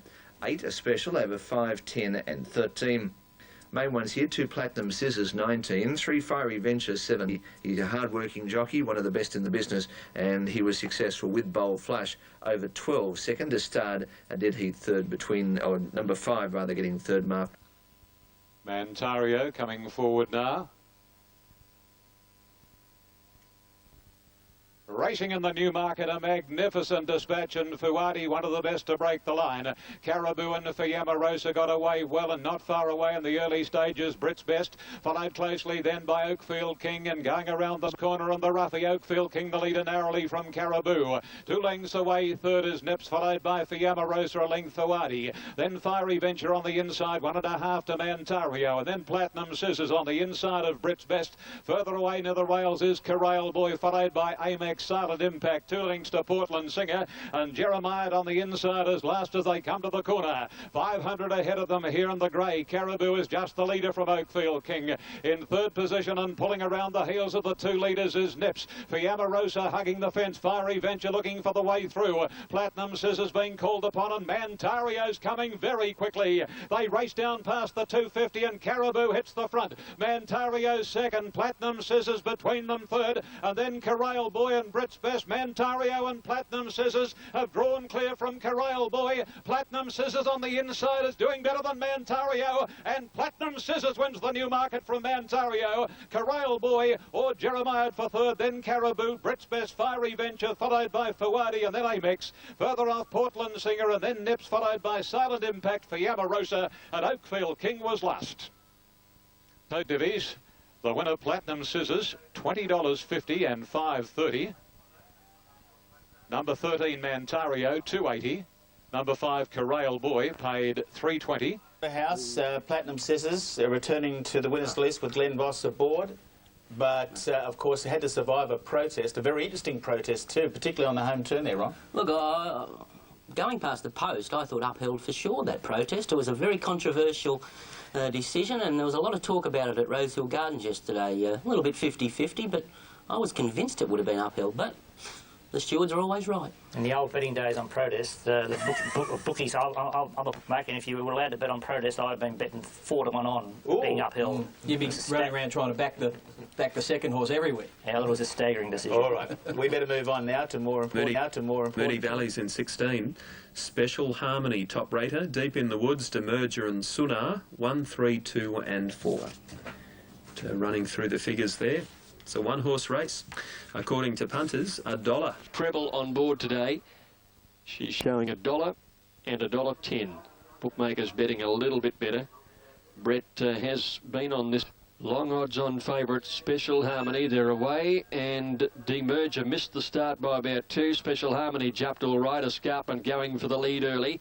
Sunar jumped well, is going to settle down third now, and they're followed then by over on the rails in 4th position is Kuyonga, being followed by down the field, and that is Demerger. She'd bombed the start and she's charged up. She's going up to attack the lead now, and off the back they come near the 800. Demerger putting her head in front a long way from home. Escarpment second. The pace has quickened appreciably. Third on the outside, Special Harmony, and they've kicked away about 5 lengths now from Sunar, Kuyonga, Set Diane, and Deep in the Woods dropped out to be last at the 600 metres now, and Demerger is about a neck in front. Special Harmony glazing on her, and 3 lengths away Escarpment looked to be beaten, and they were followed then by Sunar under a great deal of pressure, and next in the field Set Diane. Coming around the home turn now though at the 300, and Preble just released the brakes a little bit, and Special Harmony shot 2 or 3 lengths in front of Demerger, about 4 or 5 lengths further back Sunar on the inside, and then Escarpment, but she is head and shoulders above them. Special Harmony 4 or 5 lengths in front, and is going to coast in the Woodstock Bourbon Moonee Valley Oaks. Preble giving her a nice soft run, and Special Harmony won it by about 3, perhaps a little more. Demerger second, Sunar is third, and then a break Set Diane, Deep in the Woods, Escarpment, and a long last was Kuyonga. Well, she won it just as you expected to see, without any hassle whatsoever. 110 where it'll be either the Oaks or the Derby, and she's so dominant in the female ranks. I'm sure that her trainer would be very tempted to have a crack at maybe seeing how she perform against the males. Well, when it comes to those fillies, she's in a class of her own, Special Harmony, the $1.20 favourite there. Brett Preble just steered around, basically. Demerger game, but a long way behind her, and Sunar picking up that group placing, which is very valuable. How do you rate it, Dominic? I think she's a champion. I think that she's won 7 out of the last 8 now. It's silly to say it'd be a barrier trial on the BMW, but it's a $2 million race. I mean, I can't imagine how you would not run it in the BMW, given the dominance of the really good 3-year-olds when they do run in it. It's easy to observe that she hasn't been beating very much, and she's been kept to fillies in nearly all of those wins, bar one, when she raced the Colts. But Lee's done a brilliant job placing this horse, and I think now's the time to go out and win some big cash. And as for the option Oaks or Derby, Lee saying this morning that he is leaning to the Derby, and he hasn't ruled out the possibility that she could contest both classics, but it would mean 3 runs in 10 days. There also are plans suggested to connections of this great filly, Special Harmony, that she takes on a campaign in America. There are some very rich races in the States for mares only off. I think she'd be competitive anywhere in the world. Tell you what, I'd like to have the first foal out of her. Oh. What has she been beating? Can someone tell nothing. me who? No. Absolutely nothing. But she's been beating her Look, like she's a great mare. But I want to see her in a competitive field before I get carried away. You'll get your chance. Oh, I can't wait. All right. And she will be competitive. What'd you buy Anthony for his birthday? Nothing. Go on. Well, what he bought me for mine. Another Group 1. 14 minutes away, Titanic Jack, Regimental Gal, Scaredy Cat and Our Egyptian Rain. 1, 7, 5 and 2 for the ratings. Here's the market. Titanic Jack's the firm pick, $2.60. The other hopes are Our Egyptian Rain and down to Regimental Gal. She's at $4. And the updates. Yeah, Regimental Gal, very good support coming in the last 30 seconds and the last call coming through. $3.30 to tote, very good value. No support at all, Titanic Jack. It's certainly well unders the tote. It's a sizable drifter. Our Egyptian Rain, $5.70 to tote. unders. It's drifted out here a little bit, but clearly the money coming late here, Matt, for the Group 1 Australia Stakes and Regimental Gal. Set and racing. Dilly Dally a touch slow to move. French Bid flew out in front of Regimental Gal, who's driving up on the inside. Our Egyptian Rain lets them go and sits third. Winestock fourth the inside, and then Gal pushes through on the inside and has the joint lead with French Bid around that turn. In third placing, 2.5 lengths away, Our Egyptian Rain. Winestock the inside, and then Largo Delight getting a good trail into the race. Reactive is deep midfield from Scaredy Cat. Dilly Dally 1.5 to Legally Bay, and 2.5 lengths Titanic Jack. Up past the school, Regimental Gal with a narrow lead over French Bid. Our Egyptian Rain has been stalking them everywhere. She's had a dream run. Then Winestock under pressure from Largo Delight, followed by Dilly Dally, who's starting to make some ground. But Regimental Gal has the lead and she kicks around the home turn. Our Egyptian Rain quickly goes to second and is running her down. And they're followed by Dilly Dally. Regimental Gal in front. Our Egyptian Rain levelling up on the outside. Regimental Gal kicking strongly on the outside. Our Egyptian Rain trying hard, but Regimental Gal, what a fighting performance to win, and beating Our Egyptian Rain ahead. Third, either Legally Bay, who launched late, or Dilly Dally, Scaredy Cat, and then Largo Delight, Titanic Jack, Reactive, French Bid, and Winestock last. That is a win of tremendous merit. And thoughts about going to England? No, I haven't got a passport. You want to wait till next year? Yeah. Right. Yeah. Where do you head now? We're going to Sydney for the TJ Smith, and in 3 weeks. You're pretty emotional here today, Sean. I think you're tending just to hold it back a bit. Yeah. This is probably one of your biggest wins, just so I can feel it. Oh, it's just great for the filly. Yeah. Go and enjoy it, mate. Well done, Sean. Sean Dwyer, clearly very emotional, holding it back. Legally Bay, who launched Regimental Gal with Stephen King in the saddle there for Sean Dwyer. She just fought on. I thought she was gone in the straight, but she kept battling along. I thought Our Egyptian Rain was going to go straight past it. I think Nashra Willer on Our Egyptian Rain thought the same thing and was just sort of nursing her up to Regimental Gal, saying, well, it's only a matter of time before I wear you down. But she couldn't wear her down. And Regimental Gal was actually pulling away right on the line. Maybe Our Egyptian Rain's run had come to an end, but they were the two dominant fillies, and a great effort from Regimental Gal. Didn't you agree, Keith? Absolutely. She's a Silver Arrow Sprint Series winner. Nashra Willer had a look at the video, but decided not to protest. I think what you said was accurate, Richard, that Regimental Gal won with the old-fashioned G and D. She has been invited to follow the Choiseul path as the winner of that series, but there's no intent to do that. Instead, Sean Dwyer, her trainer, said he'd like to take her to Hong Kong and like her to clash with Silent Witness, the superstar over there. He said it would be an honour to be even placed behind that great champ. Superior filly and superior mare, they fought the finish out. I tell you what, though, there was 2 runs in this race that I really did admire. Legally Bay, very unlucky, was unlucky in the Oakley Plate prior to. Its run was fantastic, and I tell you what, the other 3-year-old, Dilly Dally, after missing the kick, got its head pushed off to get up there, climbed up on their back, and still had the audacity to finish off. Don't forget about them. Minutes, Confectioner, Cross Current, Strafed, and Manakama, 2, 1, 4 and 3. It's the Alistair Clark Stakes over 1,600 metres, where Confectioner is at $1.60. The group race coming up. It's the Group 2 top cut, Alistair Clark. There's Manakama coming in. Black figures on track for Confectioner. Way. Speedy King awkwardly out of the stalls. Confectioner began just fairly, and away fast as Cross Current, looking for the lead ahead of Manakama, and also Confectioner starting to push through to the inside. Speedy King to 4. Then came 1,000 metres now, and the leader Manakama by a length and a quarter. Cross Current second, Confectioner 2 lengths away third. Speedy King in 4th, placing within 4 of the leader now, and he's going up Preble trying to pocket Confectioner. Got him in that zip fastener, but he finds himself 3 wide now. And then Strafe taking a little closer order, followed by Action Shot, and back last of all around that turn, Bordolino up the side. Manakama, Cross Current is 3/4 away second. Speedy, oh, he's broken down Cross Current. He's got a miss, Cross Current. And up the side, he's being pulled out of the race now. They're coming up towards the home turn, and Speedy King goes up to join Manakama. Confection is getting into the clear. Strafed is coming with a run, and they're followed by Action Shot. It's Speedy King going up and taking the lead from Manakama. Confectioner is flat as a strap. Strafed is starting to make some ground around the turn now, and it's Speedy King. Brett Preble going for home on him. He leads by about a length and a half. Confectioner starting to dig deep, and Strafed is battling away strongly, but Speedy King is clear. He's going to find his right form here, and Speedy King first by a length and a quarter. Confectioner second, third placing to Strafed, then Manakama, followed by Action Shot. Last to finish is Bordolino, and unfortunately Cross Current went a miss up the side, and he's keeping the weight off his off foreleg. And at Moonee Valley on race number 7 for 6, 2 and 4, and there's your full complement of totes. Return to form for Speedy King. It was a bit disappointing last start. $7.50 there for Graham Woolston, good young trainer in Melbourne. Brett Preble having a great return to racing. Confectioner, well, I thought he was better than that, Alf, and Strafe did a good job in third.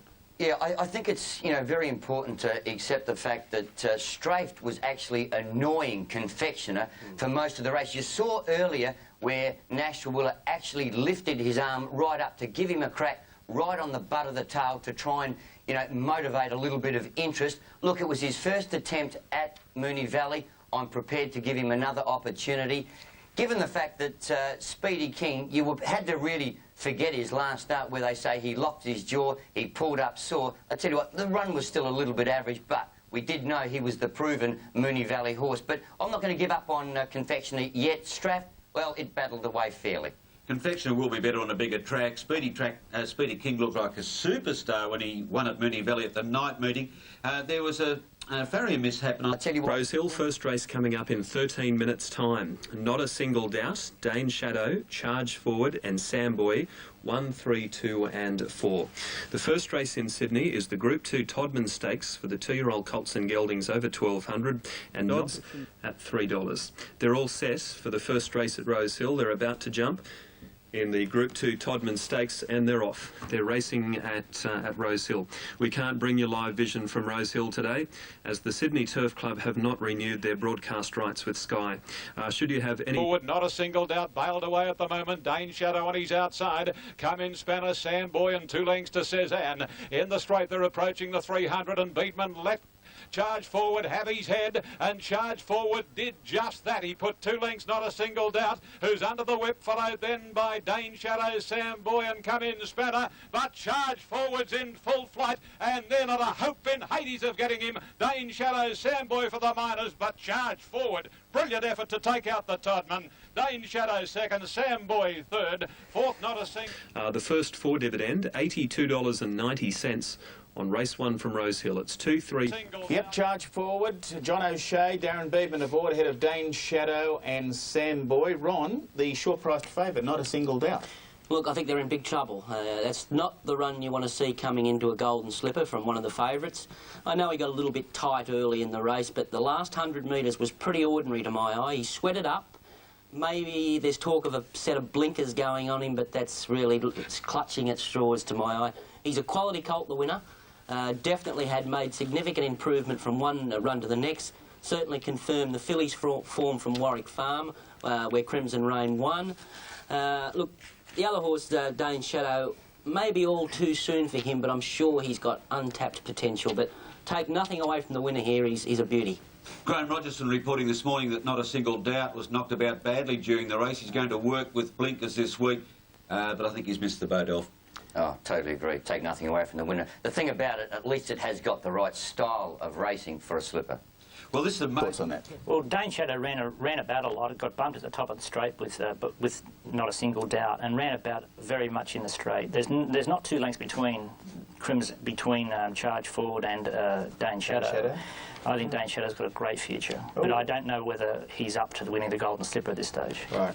Winning the Golden Slipper at this stage. Right. Yep, I agree. Not a single doubt, he's gone. Right, you can't come back from that at this late stage for a slipper. None of those other colts behind Charge Forward will beat him home, in my opinion, unless they get a wet track, which is the big wild card. Wet track could throw everything upside down. But he looked very impressive. Whether he's impressive enough, we'll just have to wait and see. I think he's the one to beat, he and Dance Hero, but I can't see them beating the filly if everything stays as it is now. Well, 13 minutes time, featuring a Lingy #1. She is a rating special from Wager, One World and Crimson Rain, 1, 3, 5 and 4. There's some good fillies in this one, including a Lingy, whose win in the Blue Diamond Stakes was extraordinary. It had to be seen to be believed. $1.40 a win, and they'll be ready for the Riesling Stakes. The last couple are just being pushed into line at the moment. Only half a second faster than Charge Forward in the Riesling Stakes for the fillies. And here she is, a Lingy, the Blue Diamond Stakes winner, moving into third. Down to the home corner, and the leader is still Wager, 3/4 to a length on Crimson Rain, getting closer with every bound, a couple of lengths to a Lingy, called upon now by Oliver, and One World on her outside at the 300 marker. A Lingy starting to sprint, the leader Wager, a half length Crimson Rain, and 3/4 a Lingy on the outside. She's starting to gather them in a Lingy. She goes to Crimson Rain and Wager. Valley Blur from a long way back, but the Victorian filly hits the front of Lingy. She's drawing away. Ollie gave her a crack with a whip. She's too good. A Lingy from Crimson Rain. I think the outside Valley Blur is nose Wager for third. Oh, yes. Hasn't she been something for all her connections? A Lingy, Lee Freedman with Damien Oliver ahead of Crimson Rain, which battled on well, and Valley Blur getting third. So, as we head towards the Doncaster we're heading towards that too, the Golden Slipper. What are the ratings that you have? Well, Lingy has got a half a second on the colt here, and then gets 3 kilos. The 3 kilos is absurd, but that's for another day. I mean, why the STC persevere with such a ludicrous thing in these days is beyond me. But the fillies have won the race the last the last 4 or 5 years, and these are my ratings here. Now, what just explain those. What I've done here, generally on the last 6 years, to win the Golden Slipper, and I've adjusted here for the weights. 64 is the rating required. Back in Merlin's, the Merlin was 66.5, 67. The Terse, Burst, Bint Masqué years was 67 or more. Yeah. The Slipper has lost its glory in the last half dozen years and rated down in 64 territory. A Lingy this year has raised the bar. The Magic Millions this year has raised the bar, and that's going to make it very, very difficult for anything in the race to beat a Lingy. You start a very short price. Now, what I've done here, I've recorded in the second column there the best rating that they have registered so far. Right. Now, Lingy's 65 was in the Blue Diamond. It came back a little bit yesterday, about a length, and so my projected figure for a Lingy is 66.5. At 66.5, there's only one horse within 4 lengths of it, and that's Wager, whose performance in the Blue Diamond rated only 1 length behind a Lingy, obviously. But that was probably Wager's best, and I doubt she's going to advance from her Blue Diamond rating, where I've anticipated and projected forward movement from a Lingy. Unless a Lingy fails, she'll win the Golden Slipper. So what you're saying that the last 5 or 6 Golden Slippers have been open, not so this year? No, they haven't rated highly. Well, they haven't rated highly? They haven't rated highly. They've been inferior to the Merlin and the 4 I mentioned earlier. Okay. Crimson Rain. I think she's a big improver. Look, this filly Crimson Rain has yet to peak. She's still not glowing in the coat. She still looks above herself, and I'd suggest there's a couple of lengths up the sleeve. I don't think it's enough to beat a Lingy, but look, don't give up on Crimson Rain. I think she's a big danger to a Lingy because she's got tactical speed. I thought... How did she look yesterday? Look, as I said, she hasn't glowed yet, and I'd suggest Bruce McLaughlin's setting her for 1 race, obviously, and she'll peak on the right day. She's had 2 runs back from a spell, but... Look, this filly, she's just got the attitude. Nothing phases her, and she's looking at her after she pulled up. She's so clean-winded, although she still blew up above the loins like the Runnel Improver. She's got a lot going for her. She's as big as the Colts, she's as fast as the Colts, she's as experienced as the Colts, and she's as adaptable as the Colts because she took a much more forward position.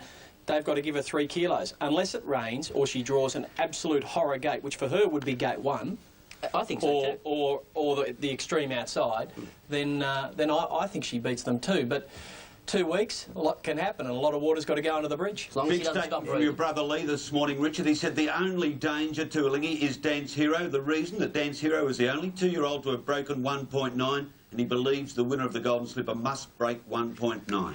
All right, well, we've got more. The Group 3 Star Kingdom Stakes over 1100. It's due in 14 minutes. Our ratings are with Tycoon. Very, very smart sprinter, this one. Ahead of Naden, Bradshaw, and Before Too Long. 6, 2, 1 and 4 for the ratings. And he's come up the firm pick Tycoon, number 6, trained by Bart Cummings. He's on his way to the Galaxy. $2. Ahead of 2 Naden, Rosehill, and they'll be ready for the Star Kingdom Stakes. Yes, Before Too Long is the last one to move into line, so they're all set and ready to... Bradshaw the rails and Naden's last, straightening up now. And again, Before Too Long raced to Star of Gibraltar, but Tycoon quickly pouncing upon Before Too Long.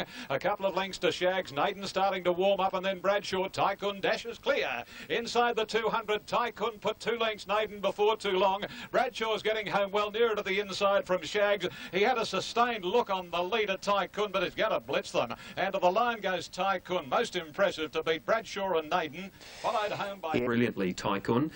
And as we mentioned, he's on his way to the Galaxy. Here's a top sprinter. Tycoon for Glenn Boss over 1. Bradshaw. Tycoon, very impressive, defeating Bradshaw. Naden was third. Ron, I was surprised to see where it was. Was it in trouble early?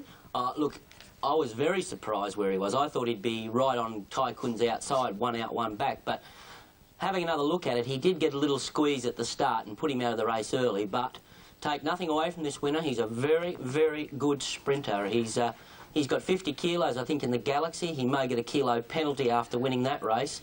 But I just see him, a high cruising horse like that, just sitting 2 lengths off him in a Galaxy and being too strong. Well, I didn't like the way he just got off the track there, but I think that's just inexperience. And he's going to be something to beat in the Galaxy this year. So look at him cruising up here. Big sustained look over the left shoulder. Yes, he just looked like he ran away from the whip in the right hand there, Richard. But Tycoon's great effort here, a very promising horse. He's going to be really know he's in the Galaxy when he's racing Sparkle Life and Regimental Gal, the 2-star 3-year-old sprinters at the moment. Bart Cummings saying this could be as good a sprinter as he's had, and if he wins the Galaxy, it'll be Bart's 245th Group 1 success. The Group 2 far left. All right, race 3, let's get into business here. You're riding onto your boss, Summer Fable. Been in the stable, well, it last raced in Sydney in June last year. That's right. She's come up from Gay Waterhouse's stable. Trialled about a... Including the Group 2 Surround Stakes at Warwick Farm 2 weeks ago. That was on a heavy track. She'd won very well at Canterbury prior to that, after being blocked for a run. Over on the inside, next is Oxano, and Absolute, and the field is Kingside. They're on the turn for home, and Terracotta Bay again joined by Skittles on the inside. Only Words pulled around them now, 2 lengths into Handsome Ransom, followed by Niagara Falls, but Skittles with a kick, and down to the 200 marker. Skittles a length and a half on Only Words, who's grinding away now. Only Words has almost got Skittles, and then Kingside from the tail, but Only Words hits the front and looks to be home and hosed, and is 4 out of 5 for her. Only Words has beaten Kingside and third to Skittles. He didn't see the 1500. Yes, followed on from her win in the Surround Stakes 2 weeks ago. That was a Group 2. Another Group 2 today with the Farlap.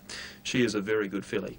10-5-4. There's yeah, short priced favourite, Only Words. Rod Quinn for John Hawkes. I think Rod's ridden it throughout. Kingside, not a bad run for second. Skittles third. You got a big opinion of Only Words? Yes, matched only by Ron. Ron's been tipping this Only Words every week. Only Words would have definitely been competitive in the Coolmore. She only ran 0.1 of a second slower than the Coolmore. Campaign, I think they'll restrict it around the mile races, but she's very, very impressive. By end sweep, a European stallion, probably would indicate that she wouldn't get much further either, but I like the run of Kingside. I mean, I know, Ronnie, you say, oh, Kingside doesn't string too many together, but gee, there's some ability there to come from the back of the field and not go straight and run about a little bit and still be eating up the ground like that. You can see Kingside in the yellow sleeves and the black and white check cap there, just starting to really rattle the last bit. Got to be a good racing Kingside somewhere, hasn't it? Look, it's the best he's looked in 3 runs this prep. Look, he could be an improver, but does a few things wrong in his races, still learning, but I love this filly. She's an absolute beauty, Only Words. Her turn will come in the Coolmore next year. Not much doubt they're the B-grade colts, but once again, it's an indication of the fillies and mares. They're just too good. Yeah. Next at Rosehill, the next 2 races are the features. The Ranvet's next, and then the Coolmore. So the Wait for Age event is due in 14 minutes, the Ranvet. Our ratings are with Lash, the Kiwi mare, ahead of Sound Action, Mumify and Mackay Diva, 5, 6, 1 and 4. She's won 3 Group 1 races lashed, but this is a big test for her today. She's come up at $9.40. All the Rages Ambulance at $1.50.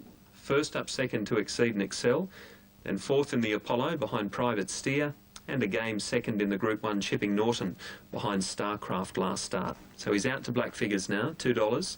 There's 2 horses. Mummify the leader, but here goes J.A. Cassidy on Strange Conflict. And Strange Conflict in a lightning rate goes up to take the lead narrowly from Mummify. Mackay Diva tracks them a length and a half, third and a couple to Ambulance, who's close enough if good enough. Then Sound Action improving her posse, followed by Terrific Tourist hard at it, and Lash being desperately ridden as they come to the corner. 450 to go. The race is on, and it's Mummify leading out and kick clear. A length and a half on Strange Conflict. Mackay Diva, and now the 3-year-old called upon Ambulance, and Sound Action is coming down the outside. Big finish coming up maybe at the 200. Mummify from Ambulance, Sound Action and Mackay Diva, but Sound Action, the mare from Colac in Victoria, and Wayne Hawkeye aboard, put pay to them, and Sound Action wins it. Very close for second and third, nothing between Ambulance and Mackay Diva from Mummify. Then came... We'll have all the replays from Rose Hill today, including the Ranvet, which has just been run, and the Coolmore, which is coming up next. And Dominic Byrne is the special guest with his ratings. Came Lash. Yeah, well, they stuck with Wayne Hawkeye, Roberta Maguire from Colac, the trainer, Sound Action defeating Ambulance and Mackay Diva. Dom, you've got a big opinion of this mare. Yeah, great success for the mares, first and third in this race. Interestingly, the 3-year-olds that contested the Australian Cup were far too good for Mackay Diva, Mummify and Sound Action in the Australian Cup, Elvstrom and Delzao. Ambulance wasn't up to them yesterday, and that indicates to me, because my figures on Ambulance are just as good as the other 3-year-olds, that Ambulance should be switched back for the Doncaster. I think he's a miler. The Sound Action has yet to prove at 2,400. Mackay Diva will make up the difference. The margin here will be similar the other way, in my opinion, in the BMW in favour of Mackay. Okay. Geez, I was pleased to see Jimmy Cassidy take off on Strange Conflict and take on Mummify. I suppose Jimmy thought he had no hope and he just made sure of it. But no excuses for Mummify, I suppose. He did have a soft run in front. He was able to get to the front and they ran him down. Look, essentially, you've got to say he's a handicapper who has won at weight for age. But this mare, she's the real deal. She, in my opinion, could have won a couple of others. You know, the tactics have been a bit strange in some races, and it all fell into place yesterday and we saw the best of her, and I think she can go on to bigger and better things as well. But I do agree with you, Dom. I think the other mare, Mackay Diva, will beat her at 2,400 metres. She's won 8 out of 13 now, Sound Action, but she has been plagued with foot problems. She twisted a plate or pulled a plate in the Australian Cup, couldn't put a foot down for 2 days. A real fairy tale story. Roberta Maguire trains her on a cattle property outside Colac. Roberta hadn't been to Sydney since she was 8 years old. Wayne Hawkeye riding in his first Group 1 race in Sydney against Melbourne and Caulfield Cup winners. He's 44, and so it was a terrific success, a real fairy tale success. It was, guys. I'll be very interested because I, like a few others, was disadvantaged yesterday staying at my post. I wasn't able to watch the early part of that race. Dom and Ron, either Mackay Diva being up as close as it was, given the fact that Sound Action has never raced behind it before. What were your thoughts on that? Look, I think it was a wise move going forward in the race by Boss on Mackay Diva, because it was potentially always going to be a slowly run race. And on paper, Strange Conflict was always going to take off early. He's done that in his races in the past. If we get a fast-run BMW, I don't think they'll beat Mackay Diva. I think she's come up very, very well. David Hall's a master at peaking his horses on the right day, and I'd suggest that's the race she's been set for. I'd like to ask Don what his thoughts are on the BMW coming up. Well, my thoughts are that if Special Harmony runs in the race, it'll win it.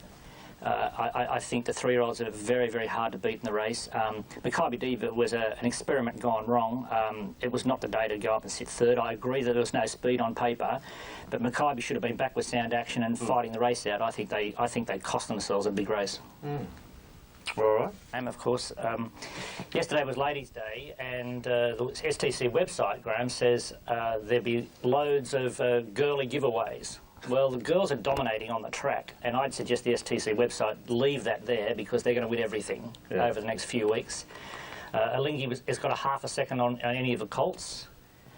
If Special Harmony runs in the BMW, I don't know if it will. It'll run the Quinella or the trifecta with Maccabee Diva and Sound Action in the BMW. Mares dominate the market in the Doncaster. Alinghi's favourite for the Golden Slipper. It's a mare's paradise. The girls are triumphing. Looking forward. Now, the Group 1 Coolmore Classic is coming up in 12 minutes from Rosehill. Our ratings are with Vocabulary as a special. Private Steer, Ain't Seen Nothing, and Inner Bound. That's 2, 1, 4 and 13. And here's the market. We've got Private Steer coming up at 3.10 with the big weight and the wide gate, but she's still favourite. Vocabulary at 5.40. Vocabulary at 5.40, a rating special. And the other one that's given a mention there is Inner Bound at 9.20 for the Coolmore Classic from Rosehill. At Rosehill, repeating that Racing Retro will have a comprehensive review of the Sydney races tomorrow at 9:30 Eastern Summer Time. They'll replay all 8 races from Rosehill, so don't miss call. Shamika handy. Victory Vane and Polar Success not far away. Then Forum Floozy. Boss Pratted very wide on Private Steer, so he's going to go forward. Xana is midfield, and then Vocabulary a length and a half further back is hitting, followed by Lucida in a bound extreme. Over on the rails next to the run, Ain't Seen Nothing at Absolute Mrs. Tendulkar. They race to the 1,000 marker, and the leader is now Shower of Roses from Shamika. Galapagos Girl is third. Private Steer is running fourth from Victory Vane, then Forum Floozy deep. Faith Hill in the middle, followed by Polar Success, and then Xana hinting wide out. A length and a half further away, Vocabulary. Lucida in a bound is trapped out wide from Extreme. Over on the inside next is Ain't Seen Nothing, and 2.5 to Mrs. Tendulkar. They're coming down to the 600 in the Coolmore Classic, and Shower of Roses 3/4 of a length on a stablemate Shamika. 2 Private Steer, Galapagos Girl. Forum Floozy out off the track, a length and a half to Victory Vane, and then Faith Hill and Hinting, and well back is Vocabulary, and in a bound to the extreme outside, straightening up, and Shamika shot clear.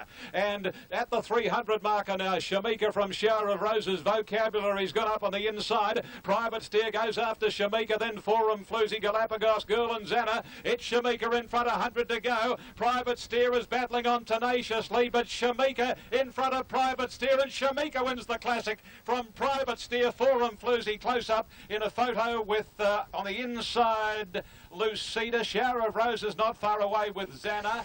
The House Stable, a Group 1 win, possibly their first of many for the upcoming Autumn Carnival. Gay's got the horses peaking at the right time. The first 4, 10, 1, 7, 6. Yes, out in the centre of the track they were with Shamika, a good ride by Jimmy Cassidy for Gay Waterhouse at good odds. Private Steer so gallant in defeat under the big weight, and Forum Floozy. Ron Dufficy, you'd be tickle pink with that. It was wide all the way, and I'm interested to hear what your thoughts about one of the well-back runners in the race, Vocabulary. Look, it was a great race. Jim Cassidy summed this race up to perfection. The pace didn't look much on paper. He got a charmed run across into the box seat, got to the right part of the track. There was bias there at Rosehill Gardens yesterday. 5 or 6 off the fence was the place to be, and look, she just had the run of the race and out-sprinted her rivals. Look, it was a sensational performance by Private Steer. Take nothing away from her. 58 kilos, just anchored her the last bit. Connection should be proud of her performance, as with Forum Floozy. She was wide, no cover the whole way. Look, out in the right part of the track, Ronnie. Huh? Out in the right part of the track. Exactly. That was not for the whole way. Yeah, look, it would have been nice to get a little bit of cover with her, but she didn't get the cover, and she over-raced at her first run in 3 weeks. Vocabulary. Look, I think the run was a lot better than what you think. I don't know what happened to Damien's Prodder there. He was the only one to seem to think the fence was okay there. I can guarantee you it wasn't. Dom. Well, Shamika has been a victim of track bias, negative track bias, its last 3 starts since it was a runaway winner over this course and distance in the T-Rose. And things went her way yesterday. I agree with Ron. Vocabulary ran a great race. Probably the hard up on the rail was not the place to be, but, you know, I don't think way out in the centre was better than sort of 4 or 5 off necessarily. Ron, I'm just interested in your comments in terms of Vocabulary. Did Damien have many other options given his barrier draw? Probably not, but he did. He had an opportunity to pull out a little bit further than what he did. Look, I'm not saying it was the difference between winning and losing, because the winner won with a little bit of authority, but look, I just don't think she took the proper path there. The danger with Vocabulary, of course, is that she's been sent to the well against the best horses week in, week out. She's only had 2 wins in the last 9. and she probably would have won 5 or 6 races better placed than running against, you know, the top guns all the time. It's I think Futurity is one of the best horses in the country, just not winning and not winning like it should be. Righto, now Rose Hill, race number 7 is due in 11 minutes. Race 7 today, the Canterbury Stakes, and True Glow, the top raider from Yell and Thorn Park, and then Pateza, so it's 7 from 2, 3 and 9. Grand Army at $9, $4.10 for Yell, $2.60 Thorn Park. Sportsman at $8.50 and True Glow at $7.90. And that's the field. We saw Grand Army's Yell at $4.80.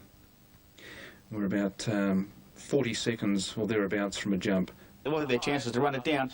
We'll talk about the favourite Thorn Park in just a moment. Home now, and here Beatman lets Yell have his head, and Yell booted about 2 Century Kid as these jockeys are starting to race a little wider on the home turf, and down past the 300 marker, Yell 2 lengths clear. Here's Grand Army pegging him back, Thorn Park wider out, True Glow, then Century Kid. Thorn Park struggles, Yell still the leader. Grand Army is not picking him up quickly enough at the moment, and Yell, ridden for dear life by Darren, will win it. Yell has beaten Grand Army and True Glow, followed by Century Kid, and then came Pateza.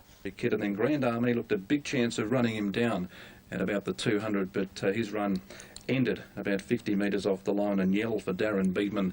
And Pateza followed further. Yeah, back to the winners list. Yell by Anna Barr, 480, defeating Grand Army, True Glow. Ron, what do you make of Thorn Park? Very disappointing. Very, very disappointing. You know, look, it's a couple of times he's let us down this preparation. I think back to the drawing board with him, maybe a freshen up. This winner, Yell, John Hawkes, master. When he travels his horses back to Sydney or to Melbourne, they're very, very hard to beat. Everyone had him gone after a couple of runs back from a spell, but look, I concede the race was handed to him. It was handed to him. He jog-trotted up front. Beedman just got 5 or 6 off the fence here. It was the end of the race. Nothing could run him down. Why wouldn't Century Prince lead, Ronnie? I mean, look, Yell absolutely jogged in front. Look, I think they had it in their head by this stage that the fence, we had to be off, and I think Jimmy wanted to just sit 5 deep in the best part of the going. It backfired. I'd make 2 points here. The only reason these horses fought the race out was because both the mares stayed in Melbourne for the Weight for Age race. Either Our Egyptian Rain or Regimental Gal, particularly Regimental Gal, would have started favourite this race and won it, proving the domination of the mares once again. But I wouldn't give up on Thorn Park. Thorn Park has had 2 career spikes, both at his 4th run in. I don't think things have been going his way, Thorn Park, and I wouldn't be tipping him out. I'd be going for the Galaxy next start and put him away. Don't get to the outside too early, that's all I'd be saying. Thorn Park was vet tested this morning and passed that test. Sportsman, who also flopped, the stable's going to have him vet tested again. Right. Dominic, just one quick one. With regard to Yell, we saw him a little bit disappointing here in Melbourne, still raced well. Has he ever reached your predicted figure? Oh, well, he had very high figures. But Yell's racing something like 4 to 5 kilos below what he was doing a year ago, and that doesn't say much for the form out of that race. And Yell was greatly disadvantaged. Disadvantaged last start, I would have thought, by the way, how fast they sprinted down the straight, reset and vocabulary. But Yell wouldn't have won that race in Melbourne yesterday. I'm off Thorn Park this preparation. I think he's over this preparation, but. Little True Glow, just finishing off along the inside there. There's a good race in him this prep somewhere. Yeah, it was.